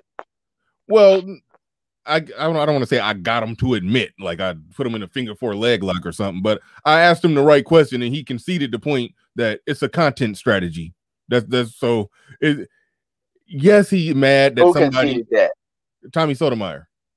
Oh, that's what he was referring to, right? You still in his show. I was referring to everybody. Like, he had just mentioned Jason Black, and that's what I was really piggybacking off of. But it's a lot of different people saying that. I mean, it's about 5 people that I've heard say that they actually have significant stuff, and so it becomes, and it's another way of rallying people's. Like, at the end of the day, it's another way of clout chasing. And as far as I'm concerned, I don't see that no different than what Satan the Sinner was doing. And if you want to grow. I mean, if you want to pull, here's the thing. I have no problem with you wanting to. Like, here's the thing. This is what I think should happen. Because, like I said, there are legitimate things that people can say about Kevin. I know Angry Man mentioned that Kevin can't be without critique, and I agree with that. It's just, what critiques are people coming up with? And are they really? And I don't even mean like talk to the point. Like, if you want to play, like, for instance, Grown Man Business talks about, the average man. Or, like, the blue collar dude, not so much average dude, but blue collar dude, like in blue collar trades versus white collar trades. That's a legitimate expansion, and get your views off of that. I'm not saying you shouldn't. That's the beauty of the YouTube algorithm. If you really want to put Kevin's name in the stuff that y'all want to do, there's legitimate things that a lot of these guys could bring up that can be pro, anti, in the middle, expansion of, and get views. Because, I mean, Kevin has a particular audience, like a demographic that you can pull from. And it's not just women, and it's not just men. I'm not mad at that. I'm mad at, let's say it a way that the game niggas will understand. I'm not mad at the game. I'm mad at the dirty macking. I don't like dirty macking. And I kind of see some of this stuff as dirty macking. There's a right way to do it, and there's a wrong way to do it. And I think, and that's basically what I said. And also, when it comes to the strategy as well, a lot of this at the end of the day is really, it's about money. And everybody's not on this platform about money. I'm not begrudging anybody that is on here about money, but don't then try to act like people have the moral high ground And that's what another thing that's getting on my nerves. What people want is like, for instance, when you get the thing back and forth with Tommy and the letters and the emails, and I know as a salesperson that you have to, you know, deal with leads, prospects, qualify. You have to get shit in the mud. You have to do that. And so people will reframe that into like bullshit business deals or motherfuckers is trying to ask you. That's not what it is. He was just basically going through his leads like one sales dude does. But see, you don't understand that if you're not really doing sales shit. And and I'll say this too, when you look at the story of like politics, like political organizations, whether they're political groups or whatever, when you look at the story of companies like the hamburger industry, the car industry, the plane, any industry, it is chalk. The plane is a platform. The car is a platform. The hamburger is a platform, and multiple people. McDonald's mass produced it. Burger King flame broiled it. You know, you got people that Wendy's was about making it your way. If the person that created the hamburger was like, well, nigga, you owe me. You see how goofy that sounds when you think about that? Well, nigga, you made a hamburger, so you owe me licensing fees. I'm like, nah, man, no. Motherfuckers do not have a patent on facts. Like, I don't care if you're the first person to talk about single motherhood. You don't have a patent on that. And that's really for Jason Black too. Like, motherfuckers don't have patents for that. You know, you would never hear Tommy say that Jason got a lot of shit from him, even though they came from the same group at one point, but people forget that. People forget that because, see, Jason, you're not supposed to remember that. You're not supposed to remember that the guy that you called a fraud is a guy that you was on the platform, on the same platform at one point. See, people don't go all the way back to this. They don't go all the way back to like when Zoe had to come at Jason Black hard. Just how a lot of the guy, reason why I'm not a particular fan of Tommy is because I don't believe Tommy respects us. I don't believe he respects the space. Some of our best YouTubers, he basically laughed at and clowned on his own platform. Who cares? No, I care. Hold on. I care because he's before us now. Remember, we didn't come, like some YouTubers came to him, but now he's where we're at. And folks need to understand that he's in our house. And what a lot of people understand is it's almost like they want to give him this Holy Ghost status because he got on YouTube first, when in reality, there was dudes saying this on Blog Talk, there was dudes saying this in forums, and Tommy is not the first dude to ever say this on YouTube. He's the first person that got popular. Fine. But just like how dudes would feel some type of way if Kevin were to try to claim like he brought the Manosphere mainstream, niggas would lose their minds about that. But then when people want to say, like I said, I would let it go a little bit, but Tommy doesn't respect this space. He doesn't respect us. I think he thinks that we owe him something, and we built our shit outside of him. He didn't help nobody, you know? And even YouTubers that I saw that I still respect them, but I admired at the time. I've seen him clown them, belittle them. Well, yes, you know. Okay. I don't know if you don't really listen to him, but yeah, last night he took a full blown collective shit on the space. He took a large scale collective shit on the space. He did say y'all are the gremlins that popped out of his back when somebody fed him at Tommy. Yeah, Tommy. Yeah, he took a shit on the space. Tommy Sotomayor took you saying shit. Tommy did that? Yes. Last night. Yeah. Oh, okay. I just wanted to be clear because I don't want to just go in. You know, we're better than him, and we've always been better than him. And Kevin is the first of others that will come. And Kevin's the nice one. Go ahead. I know. I was just saying that's your opinion. I mean, I don't do that. We're better than him. I ain't trying to compete with. Tommy. We are. I'm talking that we are, and I'm saying it. All right, and I do. You know some history that I don't know, but as far as I know, he was the first. You can educate me on some history, but so I give him like some pioneering OG respect. I know you disagree with that, So I got a question. I'm gonna say this. I'm gonna say this real quick. This is this question for you. If I was the first to take this information on the TikTok blew up, I say then that I'm the progenitor of the Manosphere. No, you wouldn't be able to say you're the progenitor of the manosphere, but you can say you yeah. Hold on. You Borgin bad. You're Borgin. Hold on. You're Borgin real bad. They won't even let me mute him. Hey, you Borgin real bad. I dropped you down so I can hopefully mute. Oh, damn it! I can't even mute you. Wait a minute. Something was going wrong. You was Borgin. You was Borgin real bad. Hold on, real quick before we try to figure that out. Shout out to Ron Juan Franco. Says Tommy doesn't even want to see the other guy come up. Classic case of crabs in the barrel. Thank you for the super chat. I appreciate that. The other guy, for those that don't know, if you weren't watching the show yesterday. Yeah, I was referred to as the other guy on the panel, even though it was my panel. So that's another classic case of, yeah, he don't respect this space. He don't like this space. He used to be completely silent about this space. This space is for lack of a better way to describe it, blowing up. And now he's being more critical and outspoken about this space. He called us the gremlins that came out of his back. That's what he referred to us as. So I mean, so yeah, he's shooting shots. He's shooting shots. It's shots. Yeah, I'm keeping high. I'm telling you, yeah, I'm really holding back like what I really think.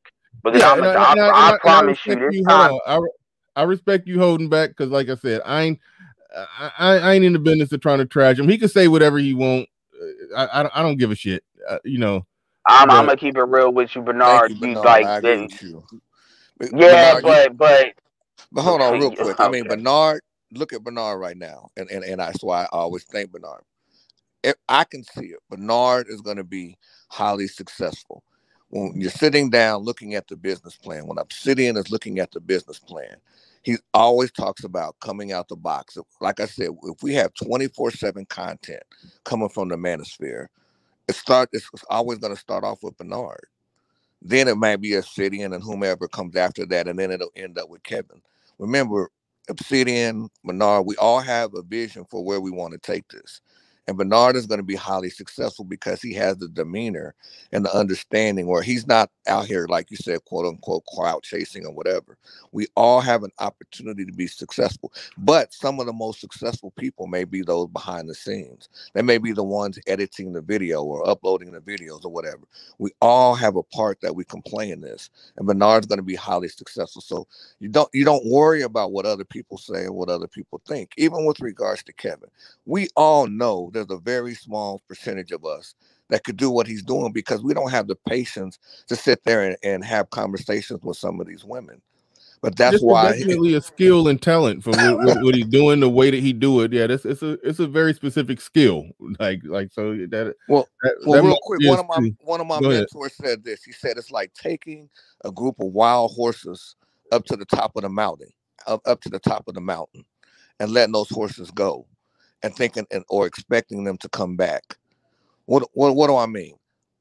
A lot of these women are so far gone. A lot of our women are so far gone, they're never going to come back. So he said, leave them to their own destruction. Kevin is trying to save them. That's why for the next year or so, his numbers will probably continue to increase. Because why? There's no, it's a circular conversation. There's no real solution. And our women are not going to change because there's no incentive for them to. They're not going to change. So you can continue to have the conversation. Yeah, and you can continue to go on. Well, I think he is doing a good job of laying out the end results of the outcomes of the decisions that they're making. Now, whether or not that's going to make a percentage of them rethink their whole thought process, that's another story. But he is doing a good job of laying out the ramifications of it all the way up to dying alone, so there's that. Well, and I'm not even. Go ahead, Ed. No, but he's already. What you don't see is that we it's the first phase, as I mentioned, the Obsidian. We're doing our part. The first part of that is to elevate our status, where they don't have a choice. Look at you. You have the button up. You have the clean cut today, Bernard. You always look, handsome or whatever. That's the first stage is that we change ourselves. So they don't have a yeah, they don't have a choice. The higher we elevate our status, They're not gonna I kind of feel like you're freezing me out, man. Go ahead, Ed. Like I kind Well, of like I'm this sorry. is like I'm sorry. Go ahead, Ed. you know how you have that kind of lip well, all right, like what I'm like. I mean, at the end of the day, this is beyond. I'm not even talking about Kevin because the manosphere operates outside of Kevin, you know, and that's one of the kind of contingency that a lot of people are happening.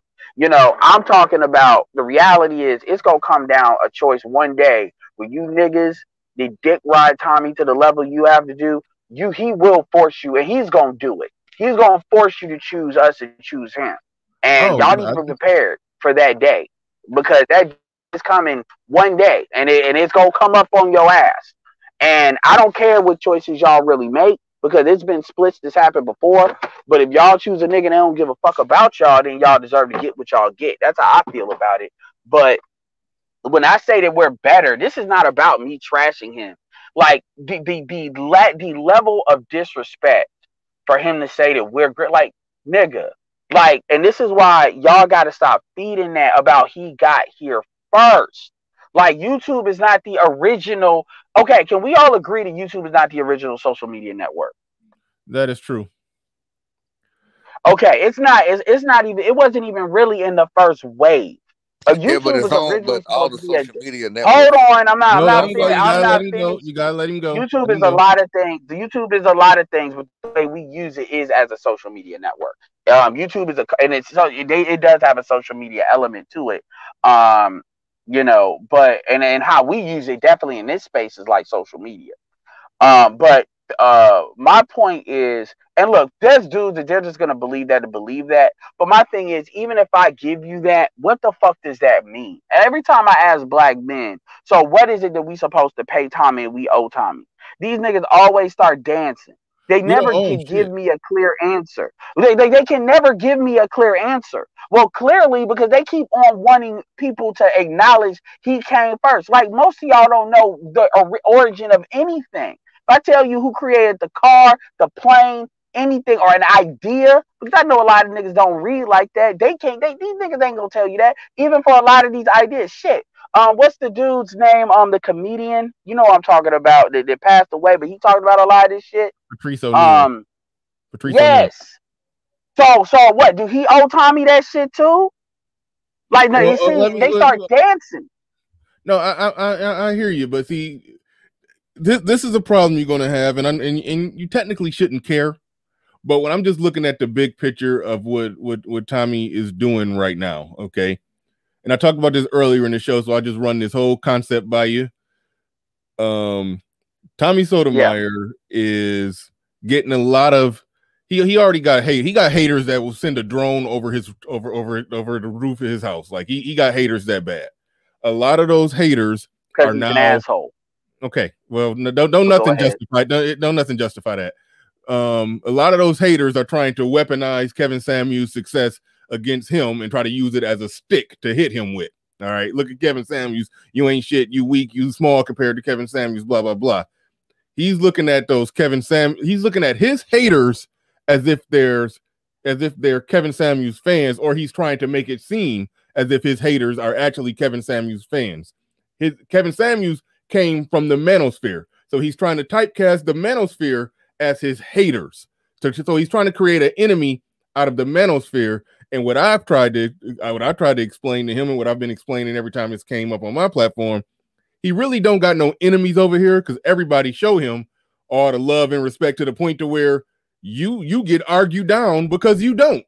So what's going to end up happening, you're going to end up being a poster boy for what he's trying to depict all of us as a bunch of people that hate him and want to bring him down and everything. So that's why I'm like, I'm not trying to feed into.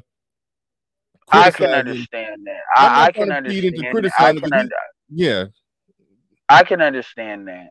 And so be it. If somebody tries, you make somebody that's got less than 4,000 subs a poster boy for like a whole space, that says a lot about you. But this comes back to what I said about Tommy know how to find the enemy under every stone, under every rock. He out lifting up under rocks. He'll find the enemy. He will. I'm gonna end it with this, because that's a fair point, and I still think the way I think, but I get it. Yeah. This is how you're gonna deal with somebody like Tom. I'm gonna and don't worry, I'm not gonna go off the rails. Go ahead. The one thing that they say black men don't do, and understand that everybody always has a chance. Like even 2.0, if 2.0 has done a very good job compared to 1.0 in networking and building. But there's always newer generations. You got these Z's coming up. Shout out to them. Shout out to Poor Man Podcast. A lot of good dudes. They're doing stuff on their own. There's a lot of channels I see coming up and moving pretty quickly, and they're doing it the right way. When I say the right way is you can't tag them like some of us could get tagged with the typical point. So they've learned, but they still have enough of the point. They have the important points there, and these are all channels that don't necessarily know each other. And I've been paying attention to them. This is who's going to win the game. And this is for people in this space and not in this space. The guys that are able to successfully network with other people and create more friends than enemies, those are going to be the people that win. This idea that you think you're going to alpha your way through shit, all of you ought to believe that are going to fail. And you're not going to fail because somebody's going to come off and take you out. What's going to happen is you all are going to be outbuilt. Because a lot of y'all are mad because y'all are stagnant and y'all don't know where to go to the next level. And some of y'all not playing really the long game. And I'm not invested in YouTube like that. So people say, oh, well, you got $4. I don't care. I really don't. Like, I'm worried about making my money. Because understand, if I wanted to put enough money into my shit, I could just leapfrog a lot of people. And a lot of people would be mad. And I don't feel like dealing with that bullshit, which is why I don't. But like, for instance, with me personally, you got people like money people behind the scenes. This is what Anthony was kind of talking about. That they'll be able to pick people that they identify with their values and stuff for a variety of reasons. And they will be able to help these people invest skill sets. The name of the game is going to be the people that know how to network and not depend on the algorithm. A lot of y'all want to find ways to hustle the algorithm in order for y'all to get a quick hit. And I mean, there's nothing wrong with that, but there's people that are getting mad and they're taking it out. So my point is, the way you beat people is you outbuild them. And the reality, make it so the shit that they do doesn't matter. And that's what I'm talking about as to what I'm alluding to. And I say the power of this space. We have a lot of people that left this space because of this bullshit. Like Jada Black used to be in this space. And now he doesn't shit on this space, but he doesn't claim it because a lot of the dusty shit that goes on in this space. And Jada Black has like 177,000 subs. So he's quietly building shit. A lot of people don't know that. Yeah, he hides his subs, but he fucks up every once in a while and lets it slip. And I listen to Jada Black a lot. So when I see it, I'm like, oh, got you, 177. So I can remember. So my point is, there's a lot of people that's bigger than what people don't think behind the scenes that you don't really hear about or know about. So I'll end it with this. The way that you're going to deal with somebody like Tommy, because all Tommy's doing is, you're right, all Tommy's doing is he's going to have people listen to us more. The best thing he could have ever did was not talk about us, and him coming over here, him making us an enemy, all that does is that gives his subscribers somebody else to listen to. Like, I had a black female that came over here. I had a very good conversation with her. And it was after I got done throwing 9 of those black women under the bus and backing that shit up 3 times. And she was a Tommy supporter. There's a lot of sensible people that are Tommy supporters that if they listen to us, like I said, I believe our content is superior to his. I just do. That's my opinion. I believe we are the best at what we do. And I'm talking about Angry Man, BJs. I'm talking about everybody. You know, the varsity class. And we got younger dudes coming up or newer YouTubers coming up. They're coming up faster, stronger. Like your platform is a perfect example as far as how you project it and promote it and all that stuff. And we can help rail. This is why I share people's channels like I do. Because I want to get people, like, shout out to Pablo. I didn't know Pablo had a channel. Pablo has 330. He had 330 something. He did a video clipping me. I came over there. It was cool. I said, how the fuck does he on? Okay, let me share his shit. And now he's almost at like 400 and something, like within 48 hours, just because I'm sharing. That's me doing my part. He don't owe me shit. I'm doing that because I do that for the space. Because he's a 51-year-old dude that's married, that believes in SYSBM, that's living his best life, and he has a certain type of credibility that he adds to this space. That's what I believe in. Adding dudes that have credibility so it makes it harder to put us in these boxes that people like to put it in. And if more dudes did that and stopped worried about trying to have all the pussy or all the clout, this space would have completely eviscerated people by now. And so that's what I believe. So I'm not so much anti-Tommy. I'm pro this space. And I'm saying that all of y'all that want to, Tommy, it's time for Tommy to start giving the ones that y'all believe in him. It's time for him to start respecting y'all. And it's time for him to start respecting this space. And it's time for y'all to start holding him accountable to not respecting this space. I was a big Jason Black fan, and I still respect his content. Everybody knows that on BGS's shit, I would mention Jason Black every week, something that Jason Black said, and I would say he said it. I would mention Jason Black almost on every last one of my streams. I have a lot of respect as far as the work he does and the content that he does, even on the business. But I was the first one. This is just to show you that I'm not full of shit on people I respect. I sat there and I let it go for a little bit, but when because Coach Gray Adams is technically not us. He's not Black Manosphere. Donovan, he left. So I kind of let that go. But when he started talking about Kevin and talking about other people, I called his ass out and I started railing that fire gun. So I'm not asking you all to do anything I have not done myself. And what I see is you are allowing that man to come in here and shit on us and disrespect content creators. And he has done it. He did it to Angry Man. And I don't care if Angry Man is cool with him now, fine. But he did do it. He did it to Jap. I don't care if Jap is cool with him. He did do it. And these are people that respected what he did. And he basically took a shit on them and disrespected them. And all I see you all doing is making fucking excuses. And then y'all got the nerve to feel some type of way about dudes doing the same thing with Kevin. Well, if Tommy can't do no wrong, then fucking Kevin can't do no wrong either. So don't come out here talking about why y'all keep letting Kevin get off the hook for this, that, and the third. But see, when you come to your heroes, y'all want to do something. So yes, I've said that if I had to choose between Jason and this space, it's not even a question. I'm choosing this space because that nigga's mad too because he tried to do what Kevin did and it didn't work because he's too on the white supremacy shit, so people don't want to talk to him.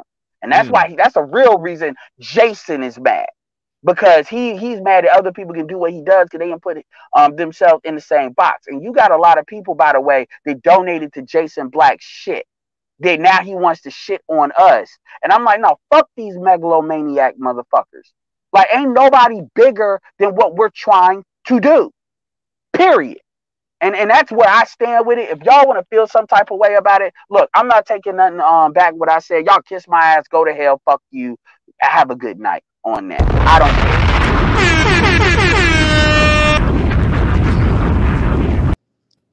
don't care. Good shit. All right, now yeah, I'm done. All right, I'm done. I'm done for real. No, good shit. Good shit. I gotta slow clap you on that one. That was what's always gonna win. What's always gonna win, brother, is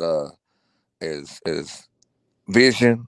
You got to be erudite, and yeah, I'm a hot boss, so I appreciate it. Vision and you have to have the resources. I think Bernard made the comment earlier about building it to where he can have multiple microphones, things of that nature. And use Fresh and Fit as an example. So I watch everybody. Like I said, Kevin and I are similar, meaning that we research everything. And one thing that he did is similar to like what we're doing right now, Bernard, where Tommy brought out the email that Kevin had sent him. I kind of just looked at that as Kevin was just trying to reach out to him to say, hey, can you kind of, give me some insight on what I need to do to build my platform? But you notice that Tommy never responded. It could be similar. I don't have one sub, but what I do have is the vision. So let's say, for example, in terms of resources, we know that Bernard already has a platform. Why not we as the brothers in the sphere say, hey, let's get our resources together to assist Bernard in building that board where he can bring you on the show and have multiple content creators at one time.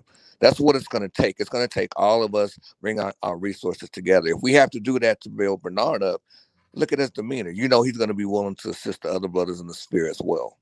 And that's what it's going to take. It's going to take vision. It's going to take intelligence. It's going to take us all being on one accord, which is going to be very difficult, as you can see. But that's what it's going to take in order to move the sphere forward. And so that's what, we have to be willing to put our resources behind, whether it's Obsidian, yourself, Bernard, whomever it may be. But the one, like I said, I may not have one sub, but what I do have is a vision, and I know where this thing can go.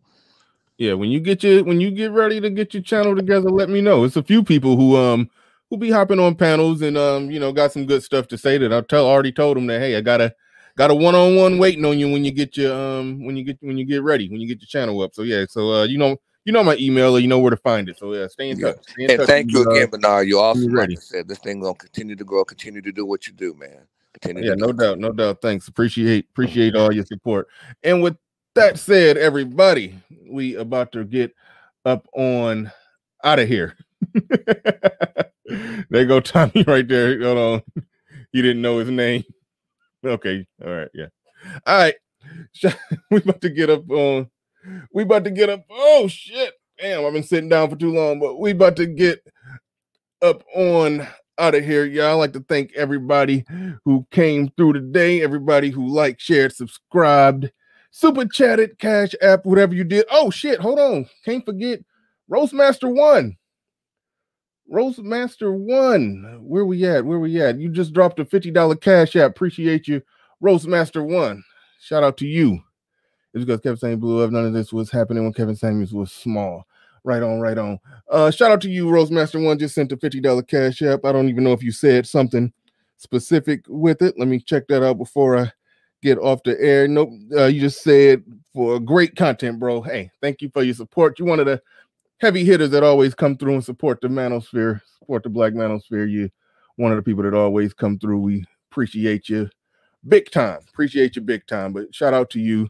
And we about to get the hell up out of here. Like I said, anybody today who liked, shared, subscribed, did anything. Tommy Sotomayor came through with a $100 super chat. Appreciate you. I'm probably gonna send that back. I'm probably gonna get that right back to you. But thank you very much for that, Tommy. Thank you very much for that. And I got to get the hell. Hold on. Wait. Let me not keep tradition going. Whenever I get a $100 super chat, we got to get Smokey to come up here and count the money. Make sure it's all there. 20, 40, 60, 80, 100, 120, 140. Wait a minute, that's $100.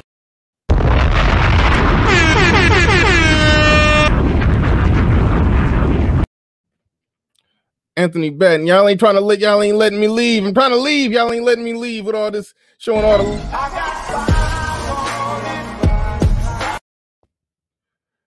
Thank you very much.